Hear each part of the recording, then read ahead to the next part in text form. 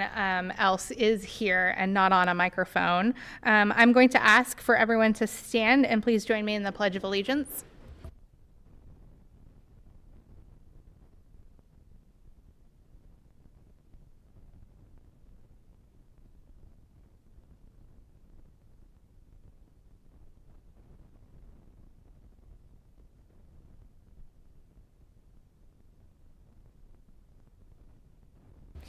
Thank you, everyone. We have one item on the agenda tonight, which is public meeting law training with the Oregon Government Ethics Commission, and we have Ruth Sylvester here with us today. So, Ruth, if you will introduce yourself, and then I will join the crowd, and we look forward to you spending your evening with us. Thank you so much for being here, everyone. This is a wonderful room, and want to make sure this microphone is working. Everybody can hear from here? Okay, thank you. All right, so as Mayor mentioned, my name is Ruth Sylvester, and I'm a trainer from the Oregon Government Ethics Commission. The Oregon Government Ethics Commission, or OGAC, is the agency that has jurisdiction over public meetings law, and public meetings law is found in the Oregon Revised Statutes, Chapter 192. So tonight we are going to be talking all about public meetings law, and this is a long presentation. This is 2.5 hours of material. We do have a break planned in the middle of the presentation. In order to get credit for attending this training, you do need to be participating in the polls that we're going to be doing tonight, and those polls are going to come up on certain windows, and we're going to be using those clickers like you used in chemistry class in high school to answer those questions, but all of your responses are going to be anonymous. The data that we collect through this is required through the Oregon legislature. It's part of how our agency shows what we do and shows what's happening at our trainings. And so anyone who's joining the meeting online, you are welcome to listen to the presentation, but the people who are getting credit for this training are the people who are attending in person this evening and participating using those clickers. And make sure that you sign up on our sign-in sheet and give us your email so that we can get in touch with you and follow up with you with the certificates that you'll get for taking this training after the presentation. So, public meetings law and the Oregon Government Ethics Commission. The Oregon Government Ethics Commission, OGAC, prioritizes education as a huge part of its mission, and I am a trainer, so I'm part of the education wing of the Ethics Commission, but you're going to hear from me tonight about our commission, our governing body, and how they prioritize education in the mission of the Ethics Commission. But we're here to talk about public meetings law, which is a different chapter than ethics law, and to review, the Ethics Commission got started in 1974 and was given the jurisdiction over the ethics law, and that's found in Chapter 244 of the Oregon Revised Statutes. Now, that law is about upholding public trust in government and the individual responsibility of public officials to know when they can and cannot accept gifts and to know how to declare conflicts of interest. Now, the Ethics Commission also has jurisdiction over the provisions of lobby law that require lobbyists to register and periodically report their expenditures. And since September 2023, the Oregon Government Ethics Commission has jurisdiction over all of the provisions of public meetings law, and those are found in Oregon Revised Statute Chapter 192. Now, since the 90s, OGAC, the Ethics Commission, has had jurisdiction over the executive session provisions of public meetings law. And those executive session provisions are going to be the second half of our training tonight, but all the provisions of public meetings law are under OGAC's jurisdiction as of September 2023. So our goals for you tonight are going to be that you will get an overview of the provisions of public meetings law.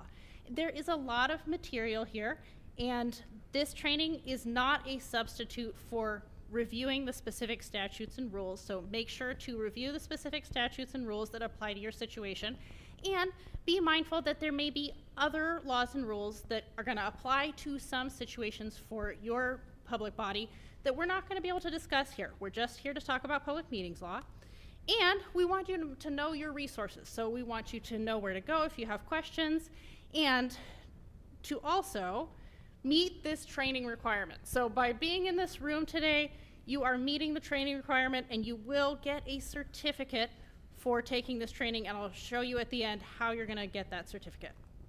Now, there may be points during the presentation that a question comes up for you, and we've got a lot of material to get through, and so I welcome points of clarification, and we will have time to stop for questions. There's places in the presentation where folks can ask questions, but most often, if you have a detailed question that applies to a specific situation, that's a good time to send us an email and get some written advice from the Ethics Commission. Because the written advice that comes from the Ethics Commission also comes with some safe harbor protections. So if you have a question about a specific situation, about a meeting that is coming up, about a situation that may happen in the future, that's definitely something to send us an email about.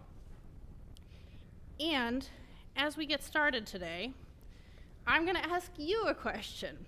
And that question is, why does your governing body hold meetings in public?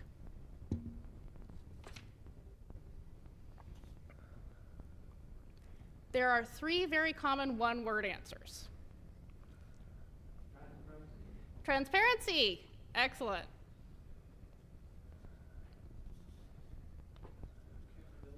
Accountability. 2 for 2.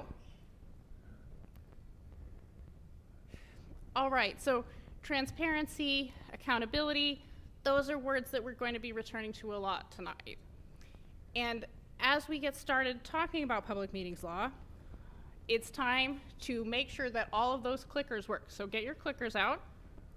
There are going to be 9 questions that we're going to go through, and you're going to notice many of them are about transparency and accountability.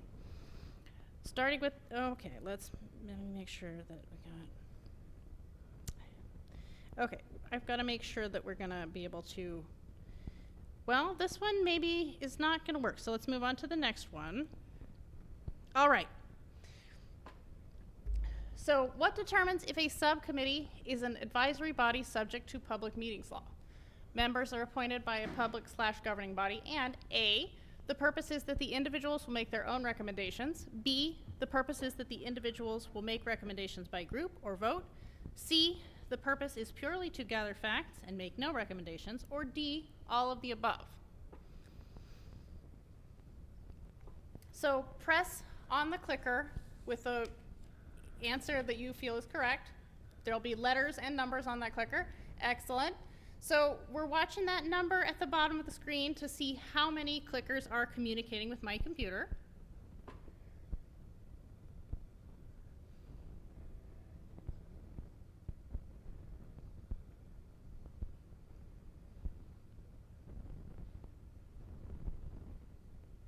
All right, so 17, that is the number that I'm going to be looking for as we move through the rest of these questions.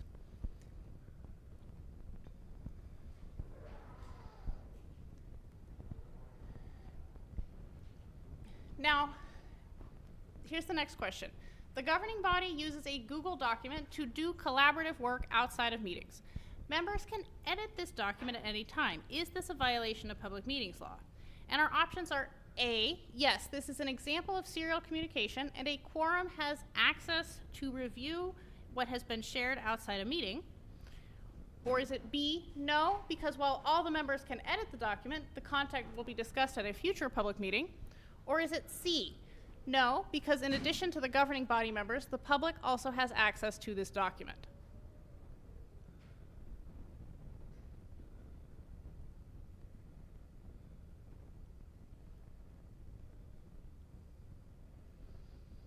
All right. We're at 14. This is the question with the most reading. All right, so we're at 17.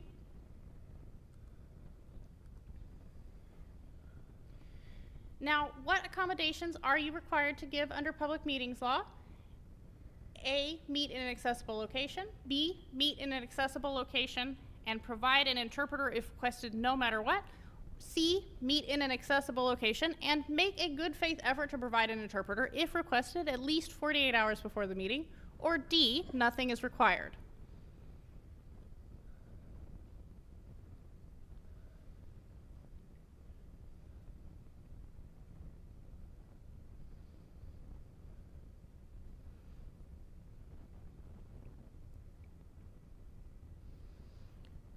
All right. Now, when do meeting notices need to be posted? Is it A, within a reasonable amount of time for all meetings, B, within a reasonable amount of time for regular meetings, 24 hours for special meetings, and as much time as possible for emergency meetings, or C, at least 48 hours before regular meetings, 24 hours before special meetings, and as much time as possible for emergency meetings?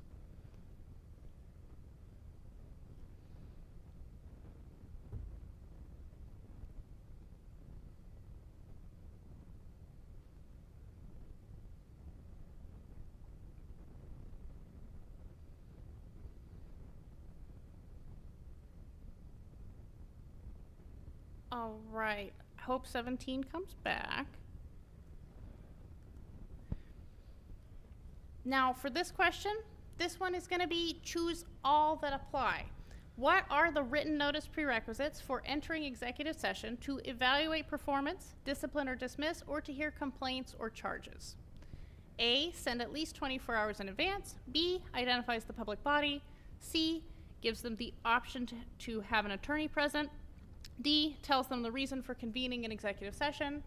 E, provides how to request an open session. F, identifies the date, time, and location of the meeting. G, sent by official mail.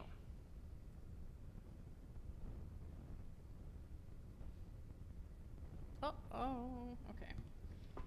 Well, keep pressing the buttons if you're, let me make sure we can get this back online. There we go.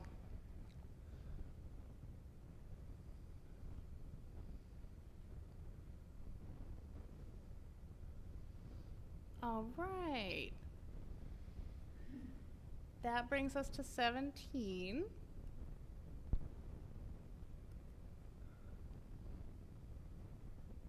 Now, your public body has, oh boy, okay, so we've got to skip on, there we go, excellent. This question is about the public body. So your public body has received a public meetings law grievance. What is the public body required to do? Is it A, the public body is not required to do anything, it's the governing body's responsibility? Is it B, the public body needs to respond to the grievance within 21 days? Or is it C, the public body needs to respond to the grievance within 21 days and send a copy to OGEC?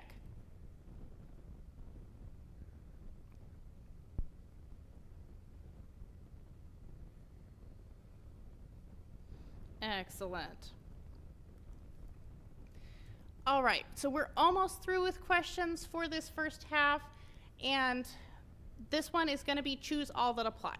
What resources are available to analyze if a governing body follows the provisions of the Public Meetings Law? A, OGEC. B, the Attorney General's Public Records and Meetings Manual. C, the governing body's council. D, your association, Oregon School Board Association, League of Oregon Cities, and so on. Or E, none, you are on your own.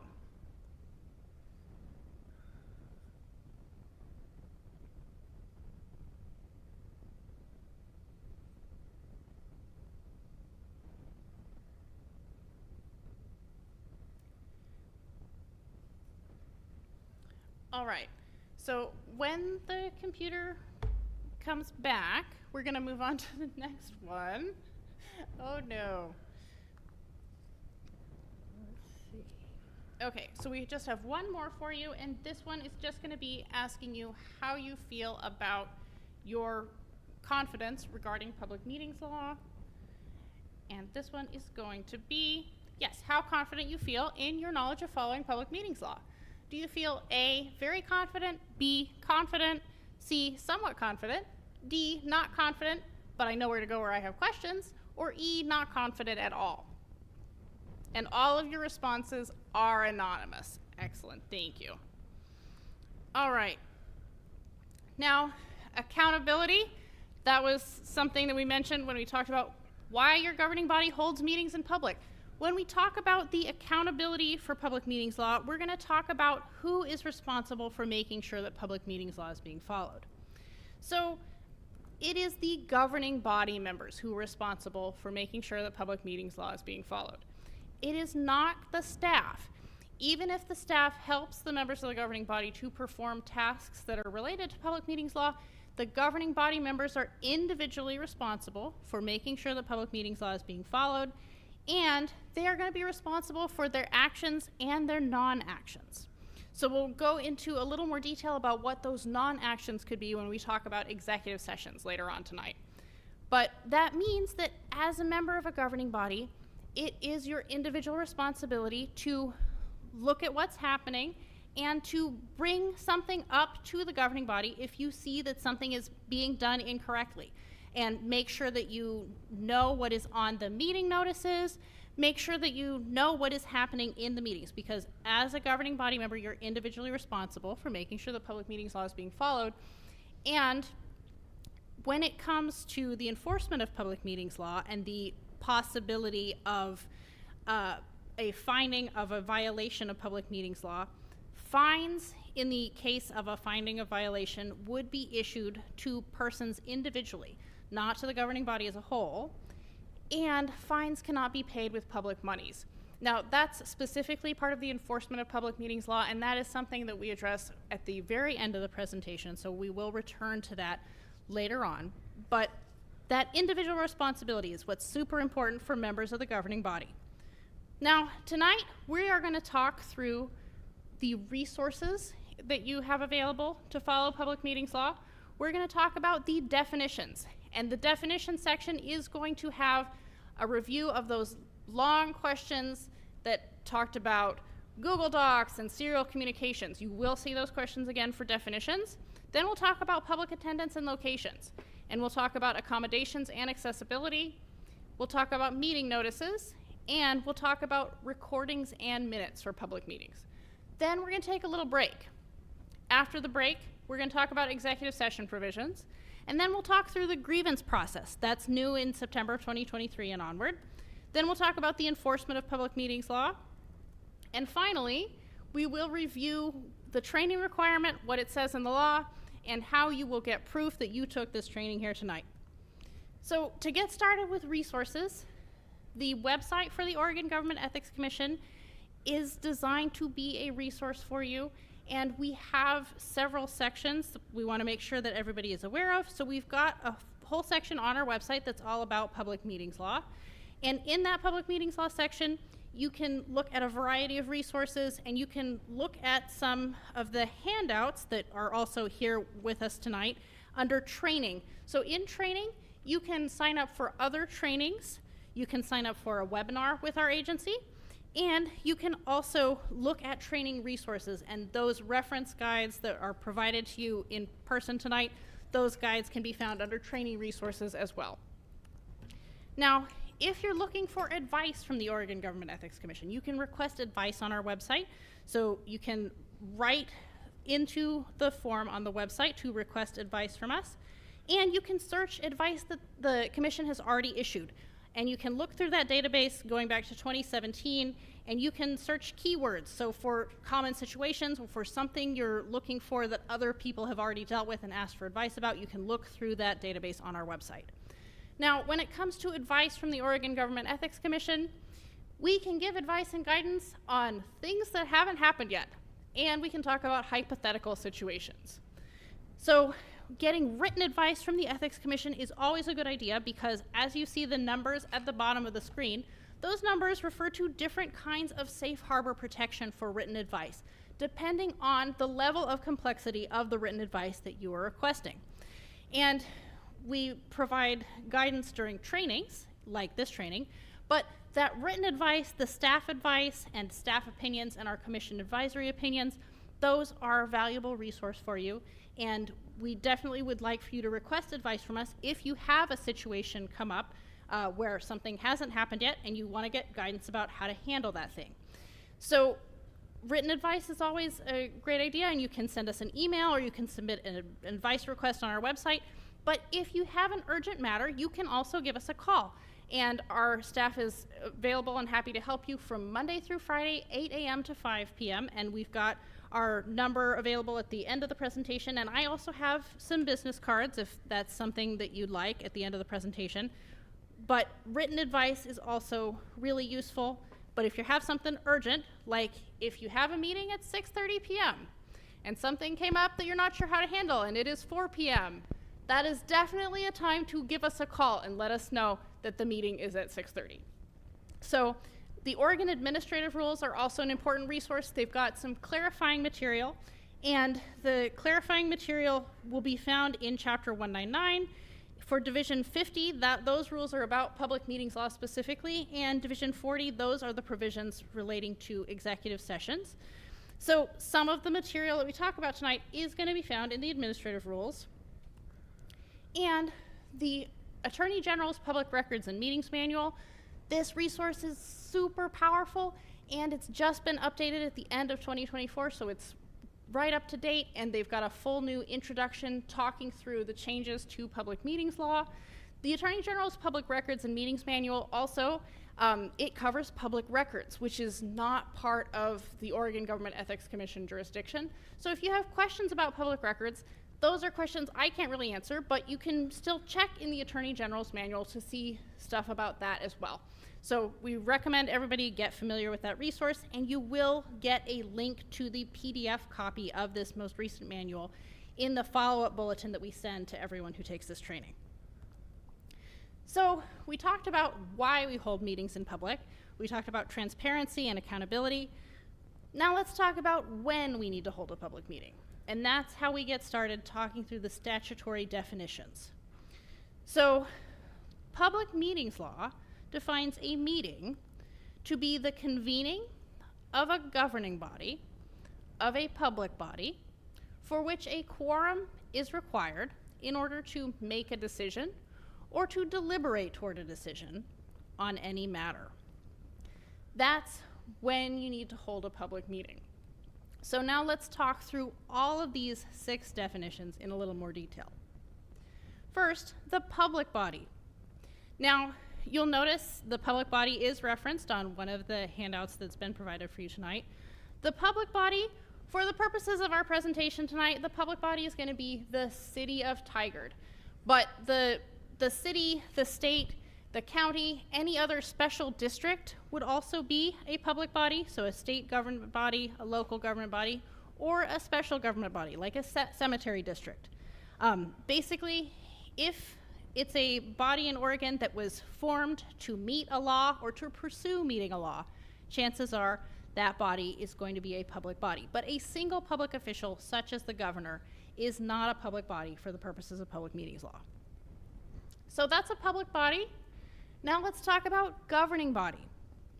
The governing body is going to be 2 or more members of the public body who have the authority to make decisions or recommendations to the public body on policy or administration. And you'll see that on the handout as well. So that authority to make decisions or recommendations to the public body on policy or administration. There are 2 major types of governing bodies. And one is going to be decision-making bodies, the other is going to be advisory bodies. Both of them are governing bodies.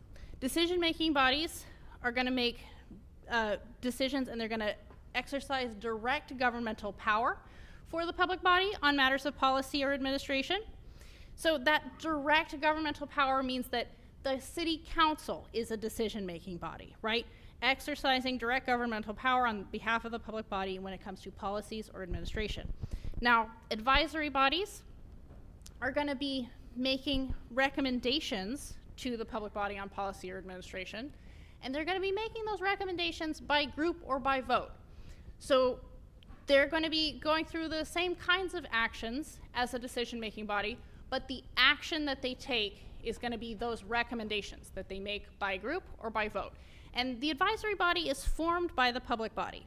So what that also means is that if the public body has formed a subcommittee, and that subcommittee is making recommendations to the governing body or the public body by group or by vote, that's an advisory body, and that advisory body is going to need to follow public meetings law as well. So if there's a situation where you have a advisory body and you'd like to review with us what that advisory body does in how it's serving the public, that's always something that you can reach out to us and get more guidance on.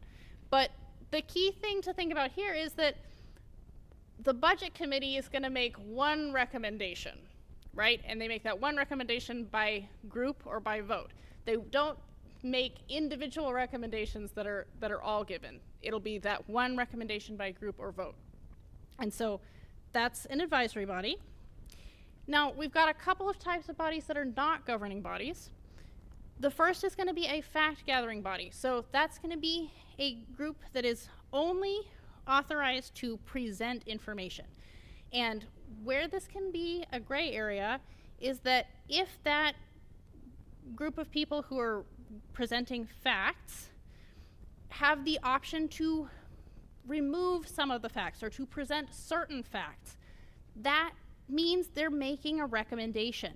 Because if the group is saying, hey, we collected data about these 3 different sites, but site number 2 doesn't meet our needs because it's missing this and this, at that point, that is a recommendation. So a group that makes recommendations by group or vote is an advisory body that is subject to public meetings law. But a group that only presents factual information is a fact-gathering body and not a governing body. Now, a body that advises an individual public official would not be a governing body. And the key here is that that individual public official has the authority to appoint that group of people, to give advice and to give recommendations specifically to that public official. And that public official can take the recommendations or leave them. That official does not have to pass that information on unchanged to the public body. Now, we've talked about public body and we've talked about governing body. Let's talk about quorum. So quorum is going to be the minimum number of members of the governing body who are needed to conduct business. And in the absence of a direct policy, although this is commonly in the charter, in the absence of a direct policy, a quorum would be the simple majority of the governing body. But generally, there are policies specifying different things about quorum. So for the Oregon Government Ethics Commission, for example, the Oregon Government Ethics Commission has 9 member seats, but those 9 member seats, the rule about the quorum is that quorum is always going to be 5. That's regardless of if some of our member seats are empty or if one of our commissioners is sick. Quorum is always going to be 5 for our governing body. Now, let's talk about convening.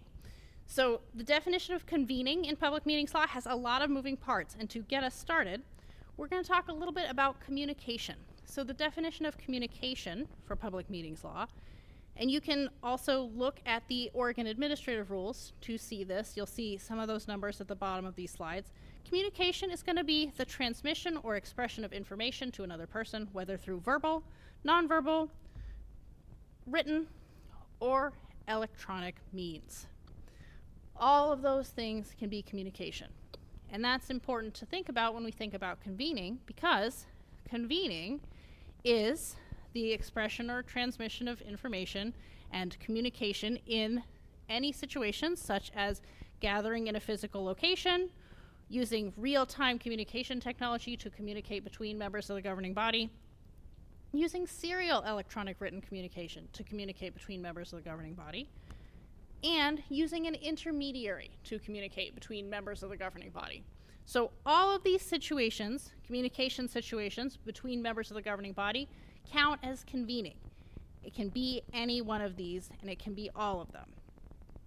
So that means it's really important for members of the governing body to be mindful of serial communication, because serial communication is anytime a series of communications happens between members of the governing body outside of a meeting that is held in compliance with public meetings law.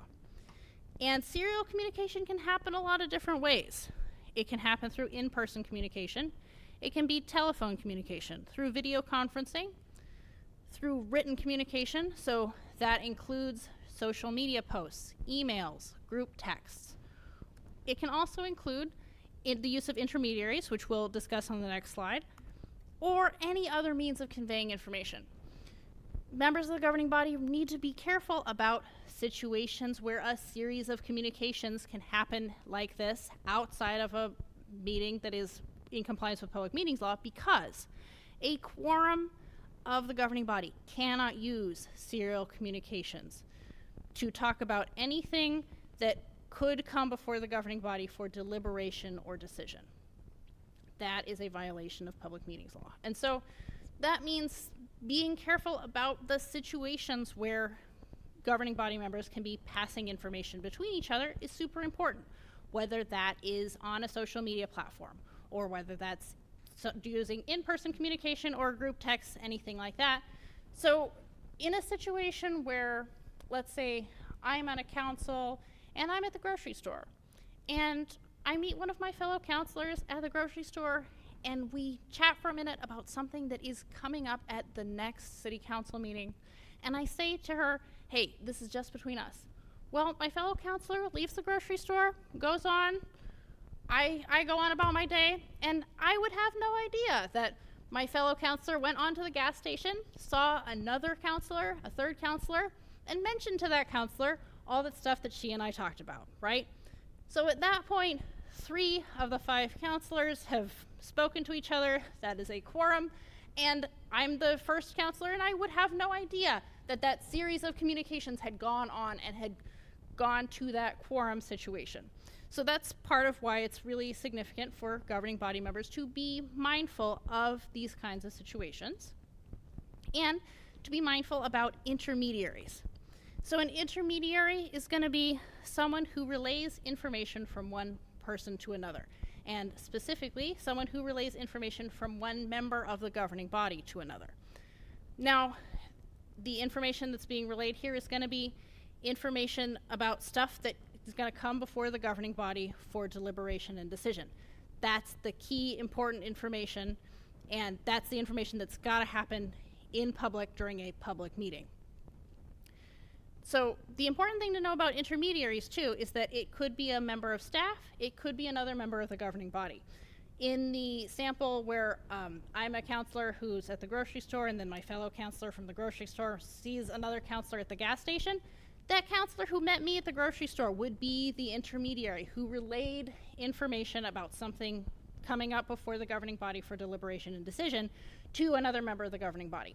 But an intermediary could also be staff. The key thing here is that if a staff member relays information from one member of the governing body to another, that staff member is not held responsible for that violation of public meetings law. It is the members of the governing body who are responsible. So now let's talk about making a decision. Do we have a question?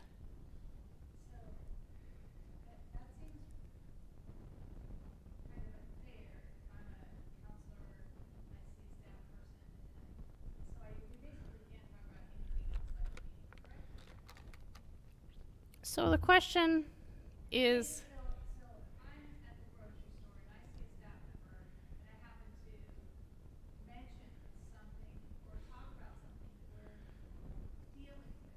And then that staff member goes and tells someone else, even though I don't know that, I'm not responsible if the staff member is. Is that correct? so that would be the situation, but the key communications here are those communications that are going to come before the governing body for deliberation and decision. So the information that is being passed that's the important part. What is the information that needs to be in front of the public? We're going to talk a little bit more about some communication situations that are not going to be part of public meetings law a little bit later, and I'm hoping that we can get some clarification for you on that at that time. Yeah. But thank you. Yes, the point here is that governing body members do need to be careful about who they're talking to and when. Yes. All right, so let's talk about what counts as a decision, because in public meetings law, a decision is something pretty specific.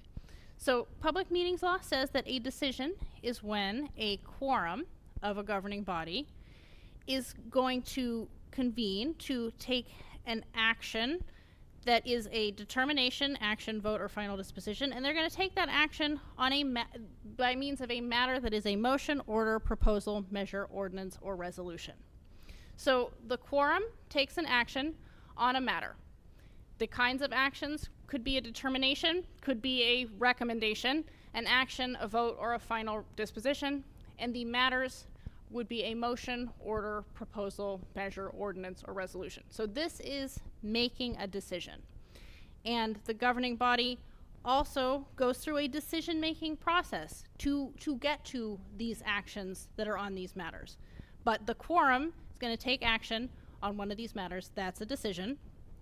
Now, on the way to that decision, the process that the governing body goes through is the decision-making process, and that can include identifying what kind of decision you're going to make in this situation, and gathering information about that decision, identifying and assessing alternatives, so thinking about other things you could do in this situation, and considering information about the decision you're going to make, and then finally making that decision.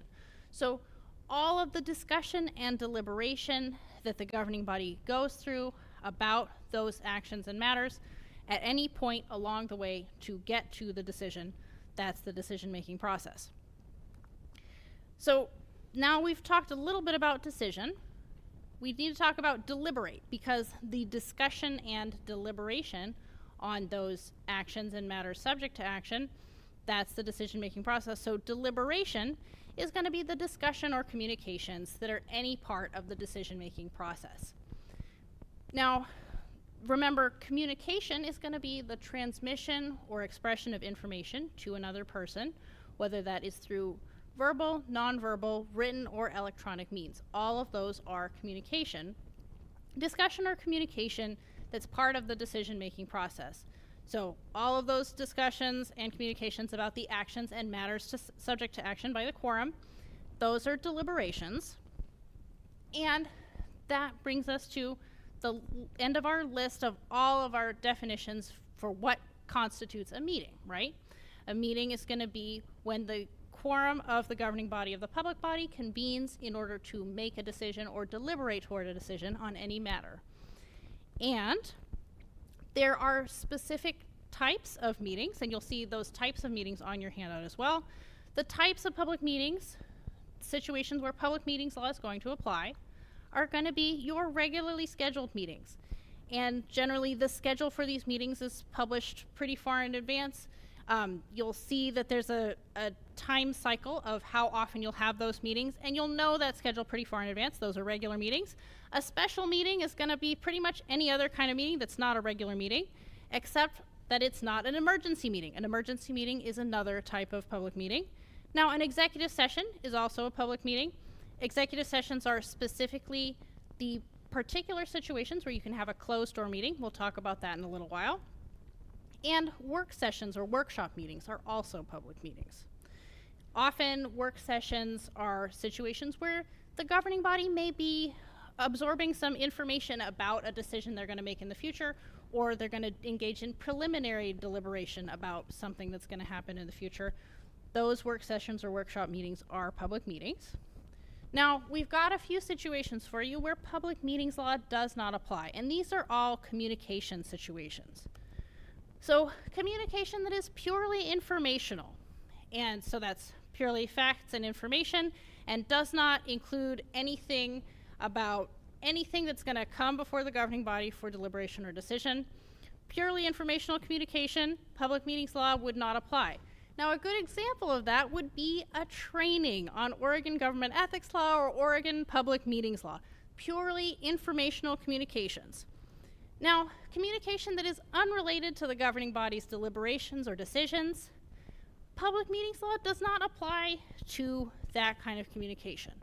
That could be a Super Bowl party, but that could also be a situation where a member of the governing body speaks to other members of the governing body and says, hey, everyone should donate if they can to this wildfire fund for a big wildfire that happened in another state.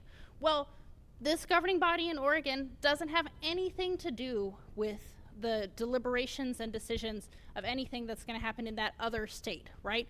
So that communication is unrelated to anything that could come before the governing body for deliberation or decision. That's not part of public meetings law. Also, non-substantive communications. So talking through how to schedule something or letting everyone know that you can't make it to the meeting on the 23rd, stuff about that is not a situation where public meetings law is going to apply. So that means that if someone replies all to an email with all the information for the next meeting and just says, hey, I can't make it to this meeting, I can't make it on the 23rd, that is not a situation where public meetings law would apply. Now we've got a couple situations for you that are not meetings. First, an on-site inspection of a project or program. So where the governing body is taking a tour of something, that would not be a meeting. But that is a situation where the governing body needs to be careful about what they're talking about if the information that you're learning about at that time is something that's related to something that could come before the governing body for deliberation and decision, right? Not to talk about the budget for cutting a part of a program that is similar to the program that you're touring, for example. Now, an association gathering is also not a meeting. So that means that if a quorum of the governing body is at the association gathering, that is for the association that supports all of those types of governing bodies in the state, whether all of your city councilors are at the League of Oregon Cities Conference, or all of your school board members are at the Oregon School Board Association Conference. Those association gatherings are designed for everyone to be at those gatherings, representing their public bodies and learning about things that are happening. The issue here again is for members of governing bodies to be careful how they're discussing things when they're in these situations, right? Not to talk about stuff that could come before your governing body directly while you're at this meeting while you're at these gatherings to learn about things that are going to be part of your life, and that's what the gatherings are for. But just to be careful about how you're talking about things while you're at those meetings. So, as I mentioned, when a quorum of a governing body, of a public body, is convening to make a decision or to deliberate toward a decision on any matter, that's when you have a meeting. And that's when we need to hold a public meeting. And why is for transparency and accountability, because the Oregon form of government requires an informed public who is aware of the deliberations and decisions of governing bodies and the information upon which such decisions were made. And so that means that meetings in Oregon have to be open to the public, and all persons shall be permitted to attend. Now, there are specific exemptions that we'll talk about when we talk about executive sessions, but in general, all meetings shall be open to the public, and all persons shall be permitted to attend, so that the public can be informed and that they can know what's happening. All right, so more questions about definitions at this time.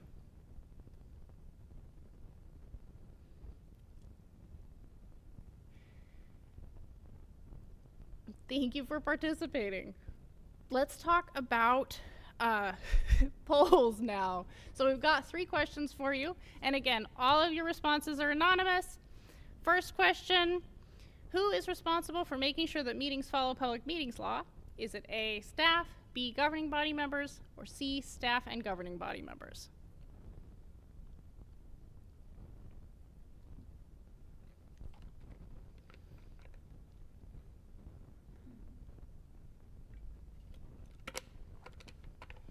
Excellent. All right. Wonderful. Excellent. It is governing body members who are responsible for making sure meetings follow public meetings law. Now, what determines if a subcommittee is an advisory body subject to public meetings law?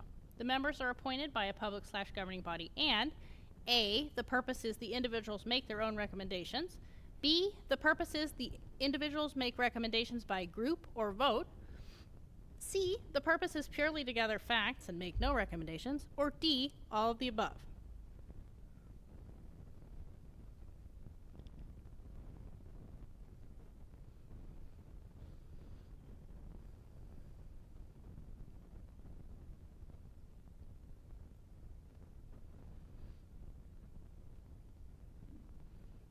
Well,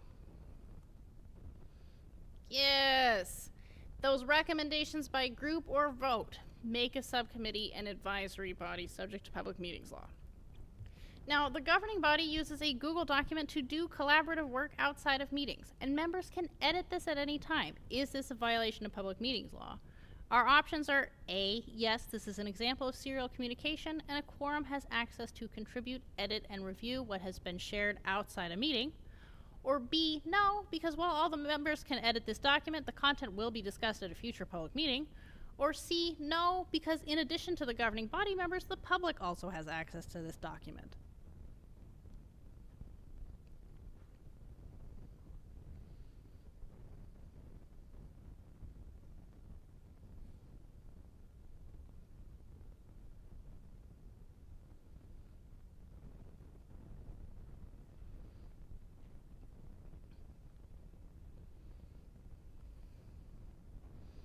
Yay! So this one is going to be serial communication. A situation where a quorum has access to contribute, edit, and review what has been shared outside a meeting. That would be serial communication and a violation of public meetings law. All right, so now we're going to talk some about the administrative provisions of public meetings law. And I recognize that there may be staff that help out with a lot of the tasks that we're going to discuss when we talk about the administrative provisions. But regardless, it's really important for governing body members to be aware of these provisions and what's in the law, because it is going to be the governing body member's responsibility. So when we talk through these provisions, we'll start with public attendance and locations. Then we'll talk about accommodations and accessibility. And we'll talk about meeting notices. We'll talk about the recordings and minutes. And then later on in the second half, we will talk about the grievance process. All of these ones have administrative provisions to them. And so sometimes staff are going to be involved with putting things together for these provisions, but the governing body members are still responsible for making sure that these provisions are being followed correctly. And in situations like the meeting notice, for example, meeting notices are super important. And we'll go into detail about what needs to be in the meeting notices, but governing body members do need to be mindful of making sure you take a look at those meeting notices and make sure that all of the stuff that's in them is what's in the law, because there have been situations where someone didn't even go to a meeting, but the meeting notice was in violation, and that person could be at fault even not having attended that meeting if the meeting notice provisions were not followed correctly. So always important for governing body members to be mindful of all of these administrative provisions, starting with public attendance and meeting locations. So the governing body is going to need to meet in a way that is open to the public, and all persons are permitted to attend. There are going to be a few situations where you can have a closed door meeting under public meetings law. Those situations are mostly described in executive sessions. And there may be other situations that involve closed door meetings that are going to be not something that we can really talk about in this presentation. Generally, the meetings of the governing body have to be open to the public, and all persons need to be permitted to attend. How attendance and locations factors into that is that the public is given the right under the public meeting to attend a meeting. So what public meetings law says is that the public are required to have access to the public meetings. Public meetings law does not require that the public have the ability to comment or make testimony at a public meeting. There may be other laws and rules that require some kind of public comment or some format of testimony, but public meetings law does not require the public be allowed to do that. So while other laws and rules may apply, it is the responsibility of the governing body and the presiding officer to maintain decorum, and public meetings law says that they may limit public participation accordingly. When it comes to locations, the location requirements are designed to make sure that you don't have a situation like what is presented on this slide.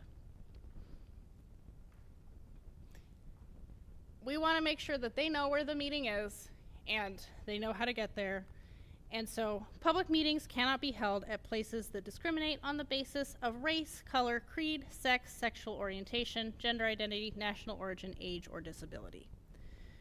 Now, it is also discrimination to hold a public meeting at a place that is inaccessible to persons with disabilities. And more information about this can be found on ada.gov or on the Americans with Disabilities Act of 1990. It is also discrimination to fail to make a good faith effort to provide an interpreter if one has been requested for a public meeting. And the terms of that request and how someone needs to make that request are as follows. So it's a discrimination to failure to provide an interpreter to make that good faith effort, and the person who requests an interpreter is required to give the governing body at least 48 hours of notice, and when they give that notice, they need to provide their name and the language preference for the interpreter. They are going to provide the governing body with anything else the governing body may request. They've got to give 48 hours notice, and this requirement, while you still need to make a good faith effort to provide an interpreter at an emergency meeting, the requirement to provide, it does not apply to an emergency meeting. Now, this page, the Deaf and Hard of Hearing Communication Services request form, we provide the link to this page in our follow-up bulletin that we send to everyone who takes this training. Public agencies can use this page to request interpreters, and sometimes we get questions about what about using AI tools for interpretation. In the Attorney General's manual, it says that where it is possible, the public bodies need to use certified interpreters, and so that means people.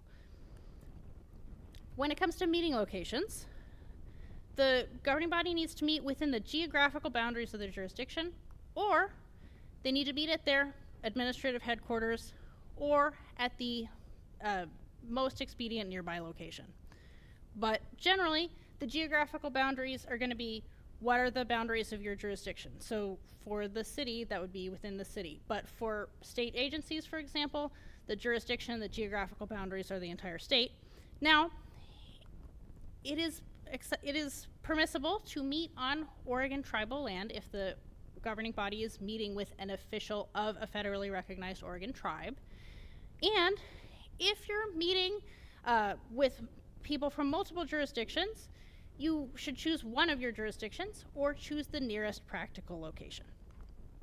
Now, if you are in the case of an actual emergency, you can hold a meeting in another location. When we talk about emergencies and the situations where emergency meetings would need to be held, sometimes I'm presenting to fire districts and they bring up tsunamis. Yes, absolutely, that's an emergency. Catastrophic plumbing problems would also definitely be an emergency, right? In case of emergency, meetings may be held in other locations, and training sessions can be held outside of the jurisdiction. Now, when it comes to electronic and telephone meetings, this provision of the law is specifically about meetings that are held virtually, and for these virtual meetings, public meetings law applies to a meeting that the governing body is having virtually, or where at least one member of the governing body is attending virtually. Public meetings law still applies to these meetings, and the governing body needs to provide the public with in-person or electronic access to meetings that are only happening virtually. So that means that they need to provide one mode of electronic access, whether that's the Teams link or the call-in number, or an in-person location where the public can view the virtual meeting as it's happening. When it comes to electronic access to public meetings law also says that to the extent it's possible, the governing body needs to provide the public with a way to access public meetings electronically. So that means that you need to provide the public with an opportunity to attend the meeting virtually, whether that's by giving the call-in phone number or the Teams link or a link to the live video feed. And if this is a meeting where people can submit testimony, if people can submit testimony in person, they need to also be able to submit testimony virtually. And if people can submit written testimony in person, they need to be able to submit written testimony electronically as well. They need to be able to have that same access option. Now, a note about the media when it comes to executive sessions where the media are statutorily authorized to attend those executive sessions. The governing body shall provide the media with the same attendance options that are offered to the members of the governing body. So if someone from the governing body is attending that meeting virtually, then the governing body shall provide the members of the media access to that executive session with that same attendance option. When it comes to the media, it is important for all of you to know that the Oregon Government Ethics Commission cannot define media, and the Attorney General has an opinion, Opinion 8291, that describes the factors under which an individual could be recognized as media. And in that opinion, it says that OGEC cannot define media. So it's the responsibility of the governing body to look at that opinion and to make to be aware that someone can say they are media and can request access to a meeting. And the governing body can adopt a procedure or an application for someone to show that they are media in accordance with the Attorney General's Opinion 8291. But just because someone doesn't follow a process that the governing body is requesting doesn't mean that you can deny them access to a meeting.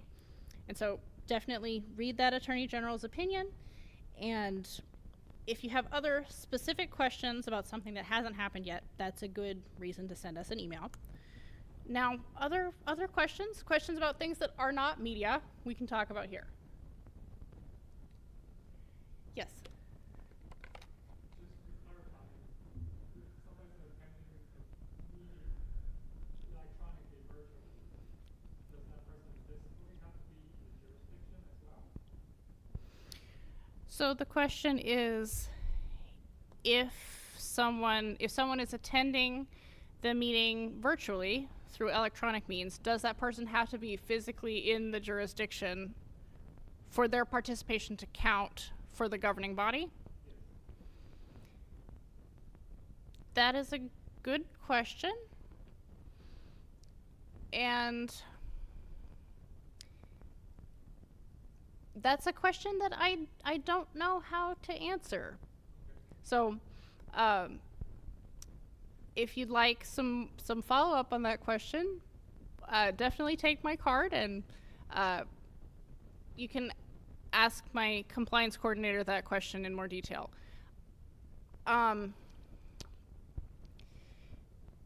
Those conditions, as they overlap, there's more conversation to be had there. Good question.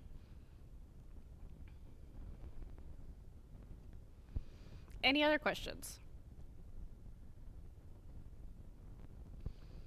All right. So we do have a poll for you. What accommodations are you required to give under public meetings law? Is it A, meet in an accessible location? B, meet in an accessible location and provide an interpreter if requested no matter what? C, meet in an accessible location and make a good faith effort to provide an interpreter if requested at least 48 hours before the meeting? Or D, nothing is required?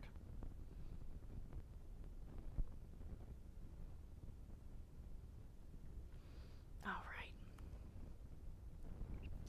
Excellent, thank you. That good faith effort, at least 48 hours before the meeting. Now let's talk about meeting notices. So the public body and the members of the public need to know that a meeting is happening before it happens. And so in order to provide notice of a public meeting, that notice needs to be provided to the public, to interested persons who have requested notice, and to members of the media, and it needs to be provided for regularly scheduled meetings with at least 48 hours of notice before that meeting occurs. And we're talking about regularly scheduled meetings here. So those meetings that are part of the regular cycle of meetings, you've got to give notice to the public, interested persons who have requested notice, and to the media at least 48 hours before the meeting happens. The public body and the governing body need to post that notice on the public body's website or on a third-party website that links to the public body's website.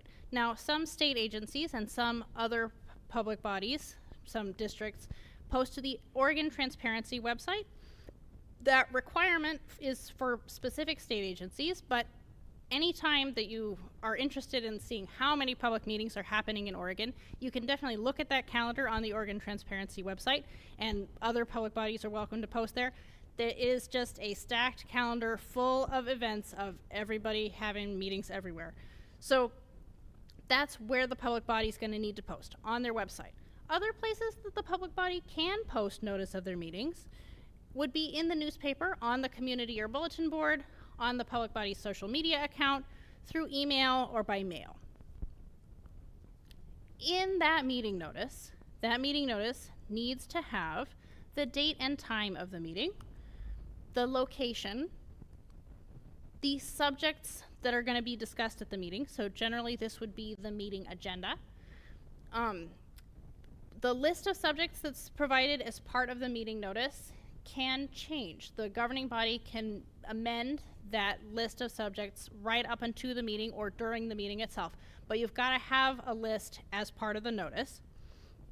And you need to have the contact information for someone to request an interpreter or other communication aids. And so that needs to be the name and the contact information of the person at the public body that someone would contact to request that interpreter.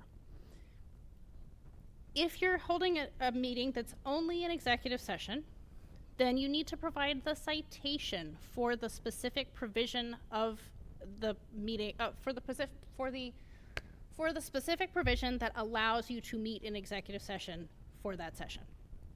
And if you have an executive session that's part of another kind of meeting sorry,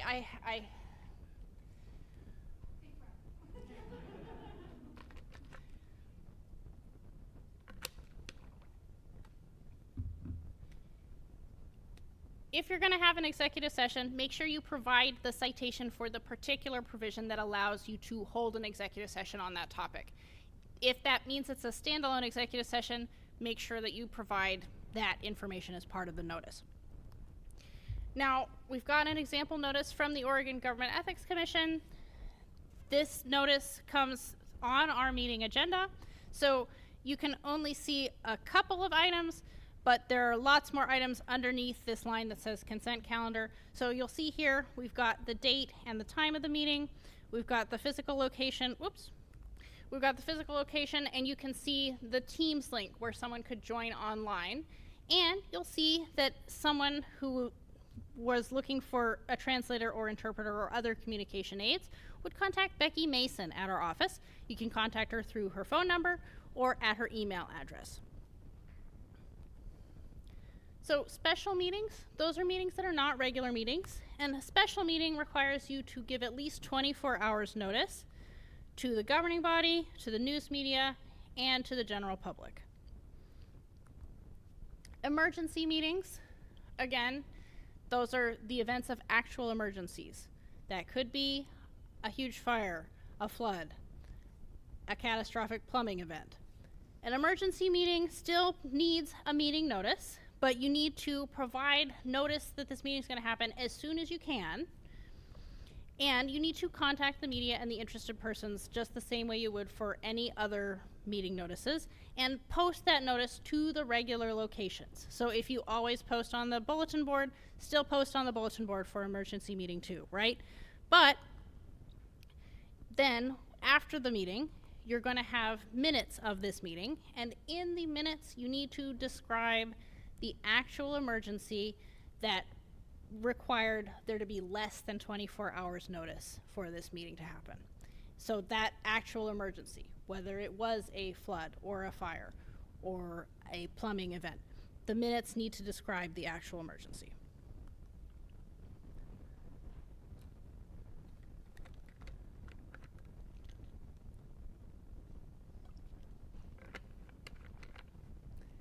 We have a question.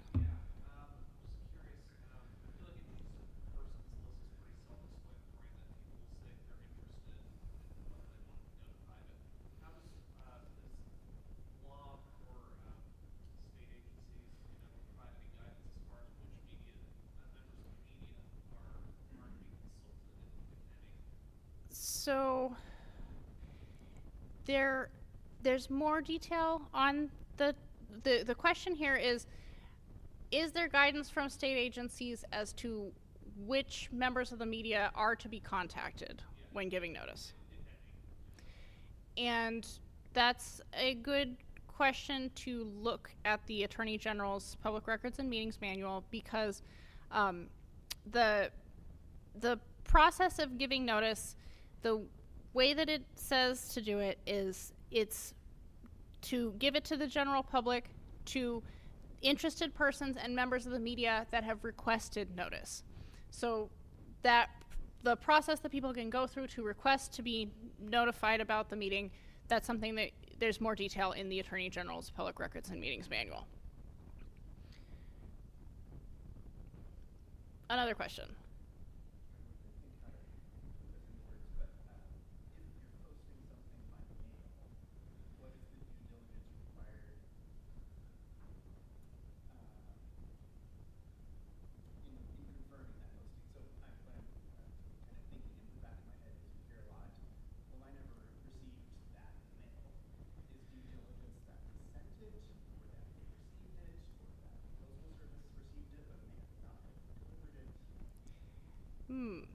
Okay, so this is a good question.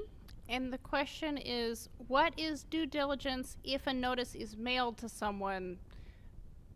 What's the line? Is it that we know that the Postal Service received it? Is it we know that they received it through the Postal Service?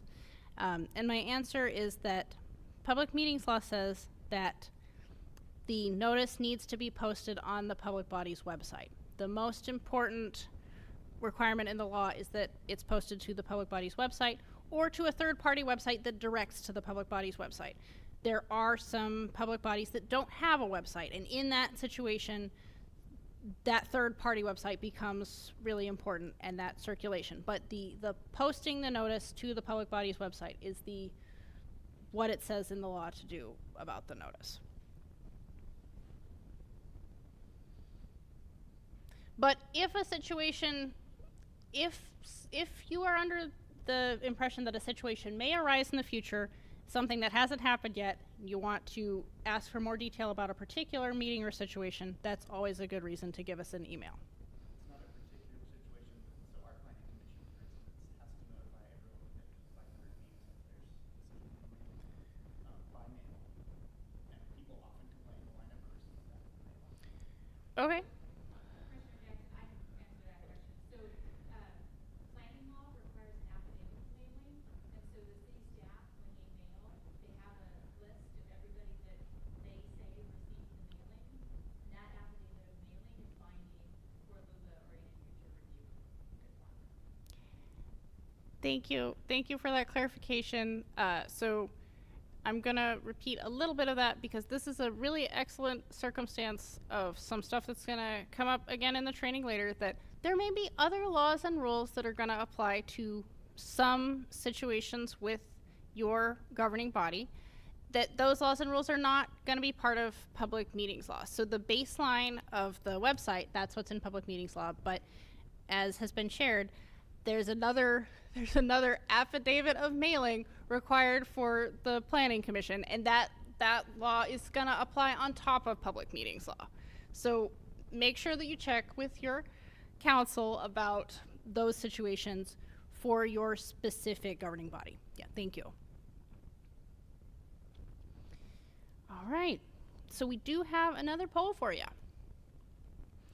And it is, when do meeting notices need to be posted? Is it A, within a reasonable amount of time for all meetings? Is it B, within a reasonable amount of time for regular meetings, 24 hours before special meetings, and as much time as possible for emergency meetings? Or is it C, at least 48 hours before regular meetings, 24 hours before special meetings, and as much time as possible for emergency meetings?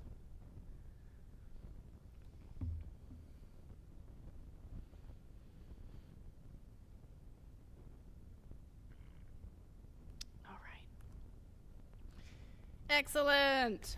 So that 48 hours before regular meetings. Now let's talk about meeting recordings. So when we talk about meeting recordings in public meetings law, a couple of important reminders. One, there may be other laws and rules that you are still required to follow for your particular governing body when it comes to meeting recordings and meeting minutes. And also, public meetings law talks about specific situations regarding the recordings and minutes of public meetings, but pretty much anything else that could come up for you about like things like recording schedules or how records are allowed to be kept and released would be under public records law, which is not something that OGAC has jurisdiction over, so it's not something I can really address.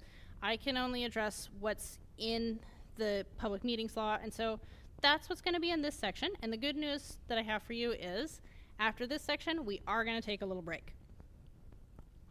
So the governing body is required to keep a record of all of its meetings, and they can keep that record whether in a sound or video or digital recording, and I believe the law still says videotape as an option,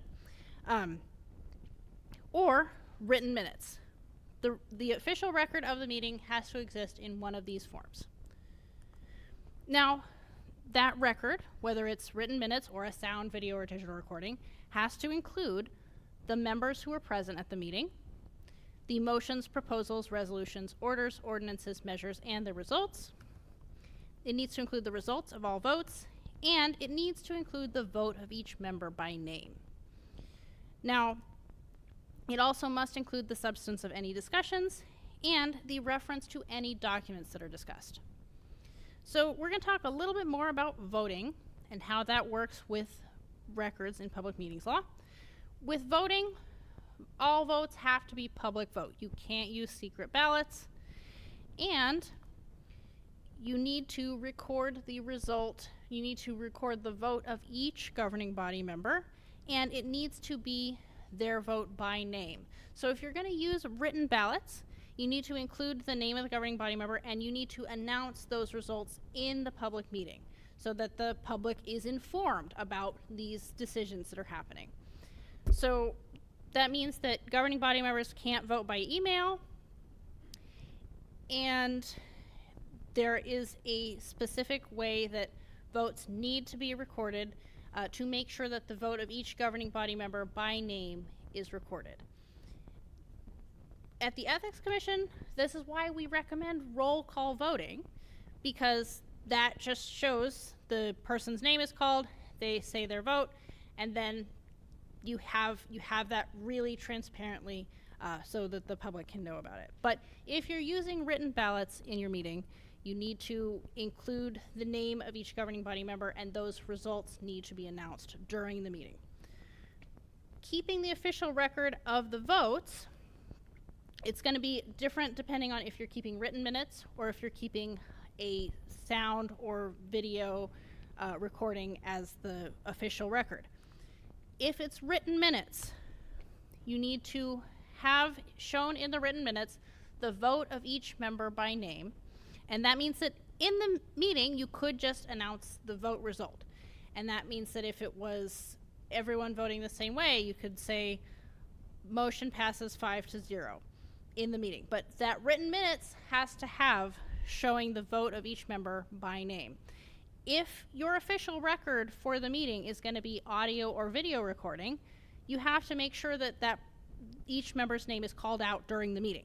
So that means that chances are the presiding officer would need to announce the vote of each member by name while the meeting is happening, because the official record is going to be that audio or video recording.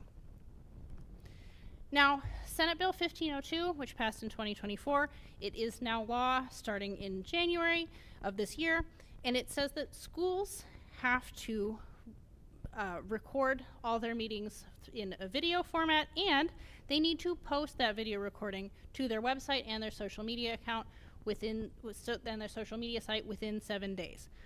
Now, they've got to, if that school doesn't have the broadband capability for hosting that video, they can post the audio recording.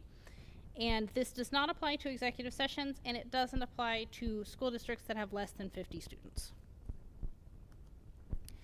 State agencies that hold their meetings virtually, so they hold their meetings through electronic means, they are allowed to hold meetings through electronic means, but they have to record those meetings and they have to post them in a certain way. So that means they have to record all their electronic meetings, and they have to post the recording of the electronic meeting on a website or hosting service where the public can access it for free. And they've got to keep it up for at least 30 days. but this does not apply to executive sessions. All right, so we've talked about resources, we talked about definitions, public attendance and locations, accommodations and accessibility, and we talked through meeting notices, and we talked about recordings and minutes.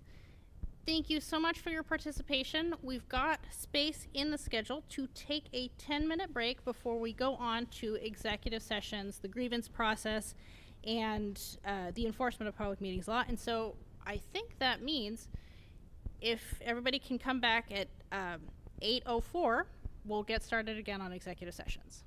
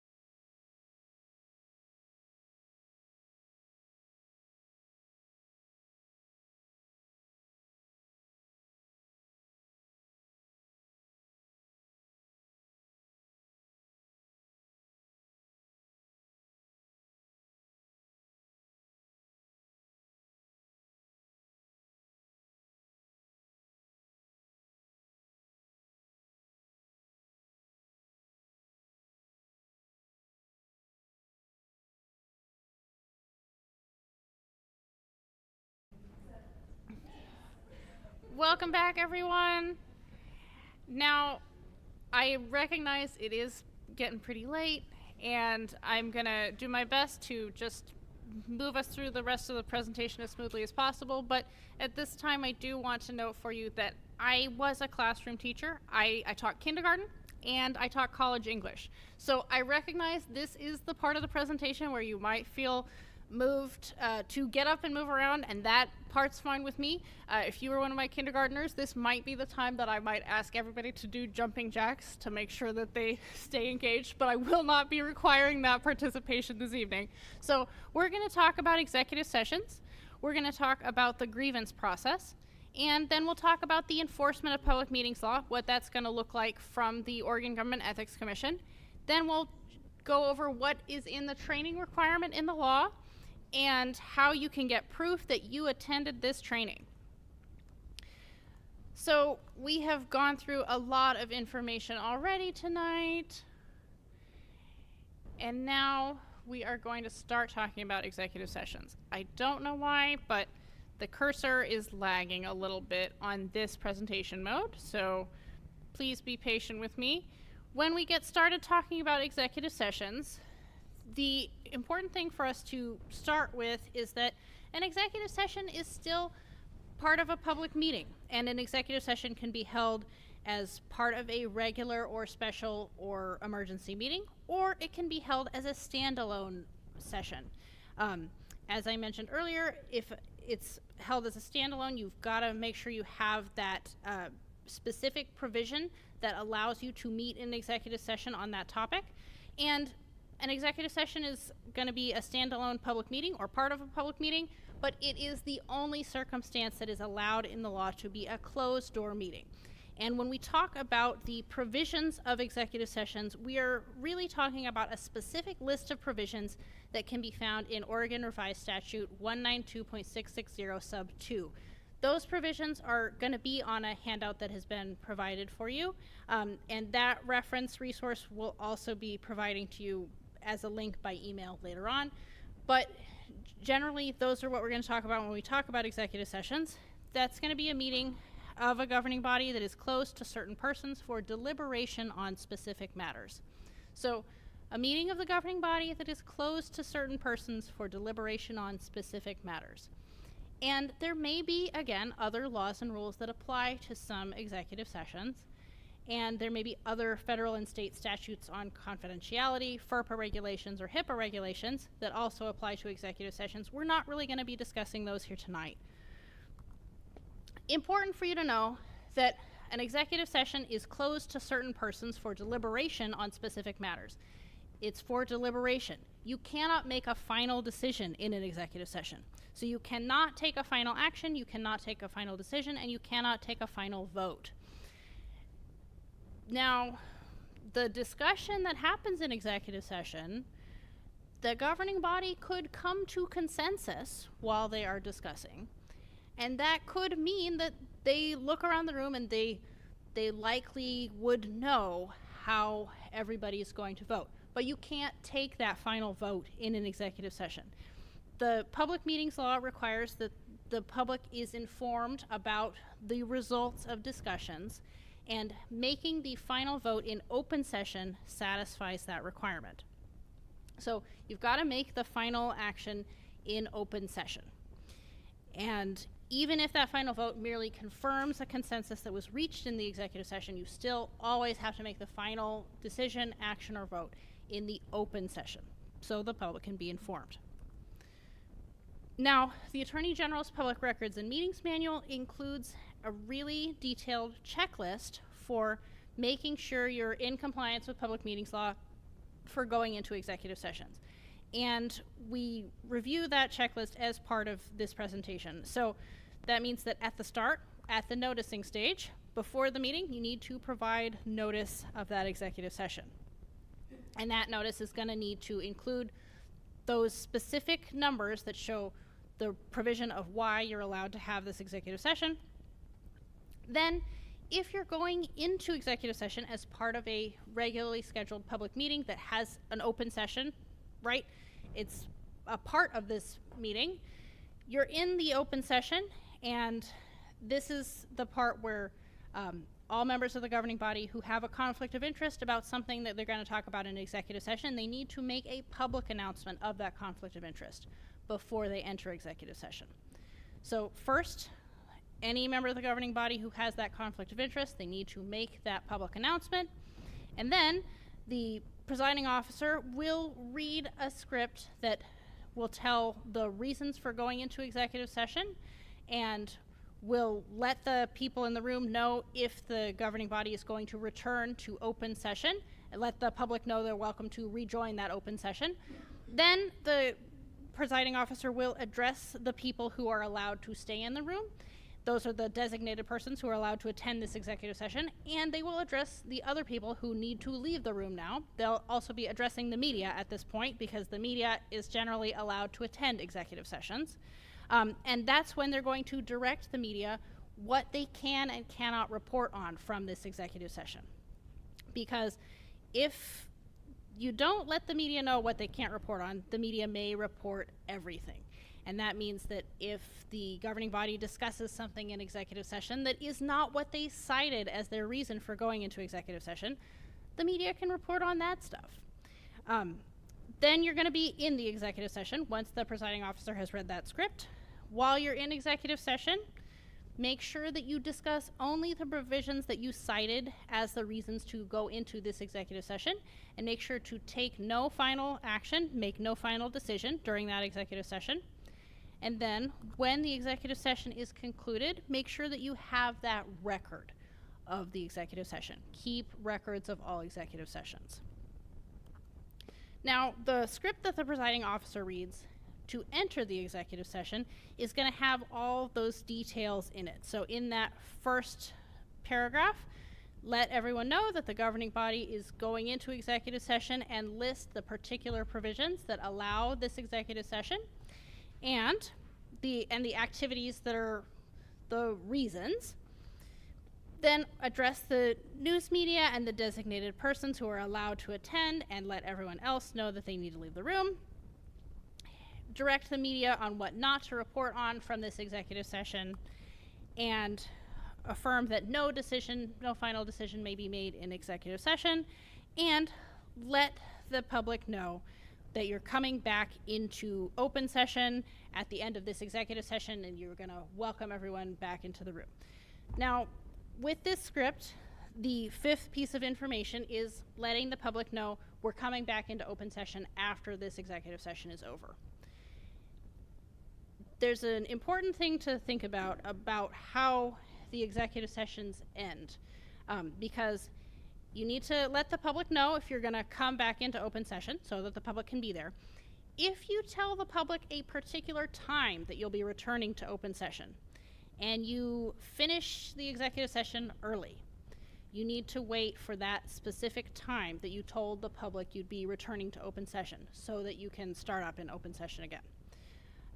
And if you come back into open session unexpectedly and you did not tell the public that you would be returning to open session after the executive session, you may need to postpone those actions that you need to take in open session for another regularly noticed public meeting where the public can be there to witness those final actions that need to happen in open session, right? Now, we're going to talk about the provisions next, and that list of provisions and what's on the handout and everything. But general questions about executive session for here? Yes. So on the previous slide it said that no decisions can be made in executive session, but you also said that you can reach consensus. So does that mean you just can't do the formal finalized decision of like a vote, or but you can come to a decision and then do the formal vote in open session? So the question. So the question is about how much of a consensus is too much of a consensus for executive session. And there's potential that we're getting into the area where I would say this is a question for your legal counsel. The final decision prohibition states that you make no final decision in executive session. And when we talked about the definition of what is a decision in public meetings law, a decision in public meetings law is when the quorum is going to take an action, whether that is an action, a determination, or some other kind of recommendation, and that action is going to be on a motion, order, proposal, or resolution. So a decision is taking a particular action on a specific matter. Executive session is when the governing body can have a closed-door meeting for deliberation on a specific matter. So that's the separation. Yeah. Thank you. Good question. Another question.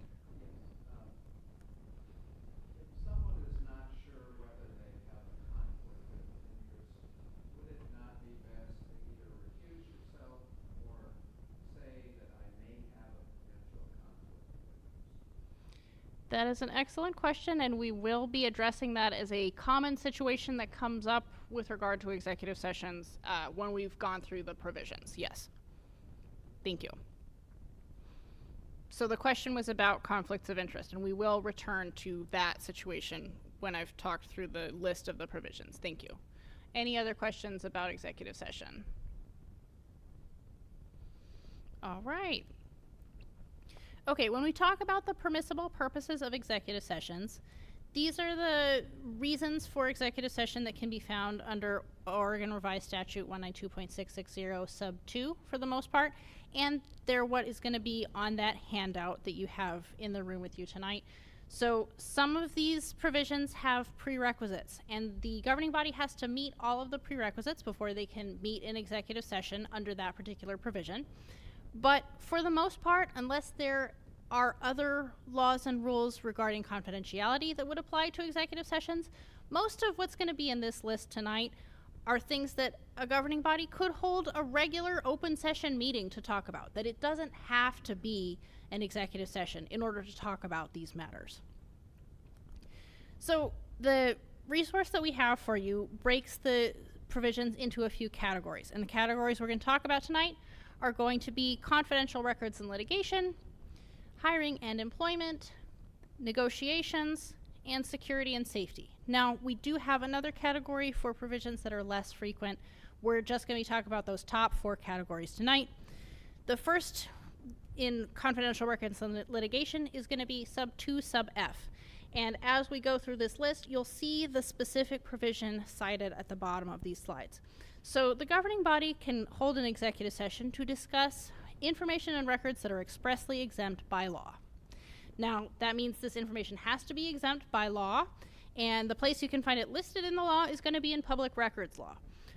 OGEC doesn't have jurisdiction over public records law, but you can look up what those records are in public records law. But an example of something that could be discussed under sub 2 sub F would be to meet with the governing body's attorney to talk about attorney-client privileged documents. But to do that for sub 2 sub F, you need to have a record, such as a legal memorandum. Now, there's another provision where the governing body can meet with their legal counsel. And for this provision, sub 2 sub H, the attorney needs to be part of that meeting, whether they're physically present in the room or they're present on the phone or through other electronic means. And the governing body can do this under sub 2 sub H to talk about current litigation or litigation that is likely to be filed. But they can't use this provision to talk about litigation that has already been concluded. Oops. There used to be an additional point reminding people that you can't take a final action in a session that's under either of these. You can't take a final action under sub 2 sub F, and you can't take a final action under sub 2 sub H. But the Attorney General's manual recommends that governing bodies invoke this exemption only on the advice of their legal counsel, because this one is designed for the governing body to be able to have a candid discussion with their attorney, the same way that private parties who are facing litigation would be able to have a candid discussion with their attorney about the risks of litigation. And media is generally allowed to attend sessions under sub 2 sub H. The only situation where media can be excluded from a session under sub 2 sub H is if the media organization is party to the litigation, or they are an employee or contractor of the news media organization that is party to the litigation. So that's confidential records and litigation. Now let's talk about hiring and employment. We've got 3 provisions under hiring and employment. The first is sub 2 sub A, and this is for the initial hiring of a public officer, employee, or agent. For the governing body to hold an executive session under sub 2 sub A, they have to fulfill a lot of prerequisites before they can hold that session. So they have to advertise that vacancy, and they have to adopt regular hiring procedures. If they're hiring a public officer, they need to have had an opportunity for the public to comment on filling this public officer's position. That doesn't mean that the public has to comment on individual candidates for the position. They have to comment on filling this position. And if the governing body is hiring a chief executive officer, they need to have adopted hiring standards and criteria and policy directives at a public meeting where the public had an opportunity to comment. They have to have done that before they hold an executive session to talk about the initial hiring of an officer, employee, or agent. Now, using sub 2 sub A, the governing body cannot discuss filling an empty position of an elected official and can't talk about filling a public committee, commission, or advisory position.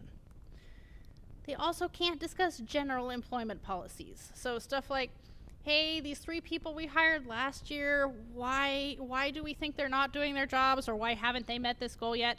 That's not something you can talk about in this executive session.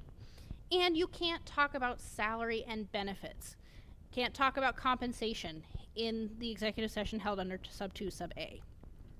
And also, this is going to be for initial hiring, so it's not going to be talking about extending someone's contract. And you cannot make a final decision in executive session. So that means that if you are interviewing candidates for a position in executive session, you can't offer the job to someone in executive session. You've got to take that final action in open session.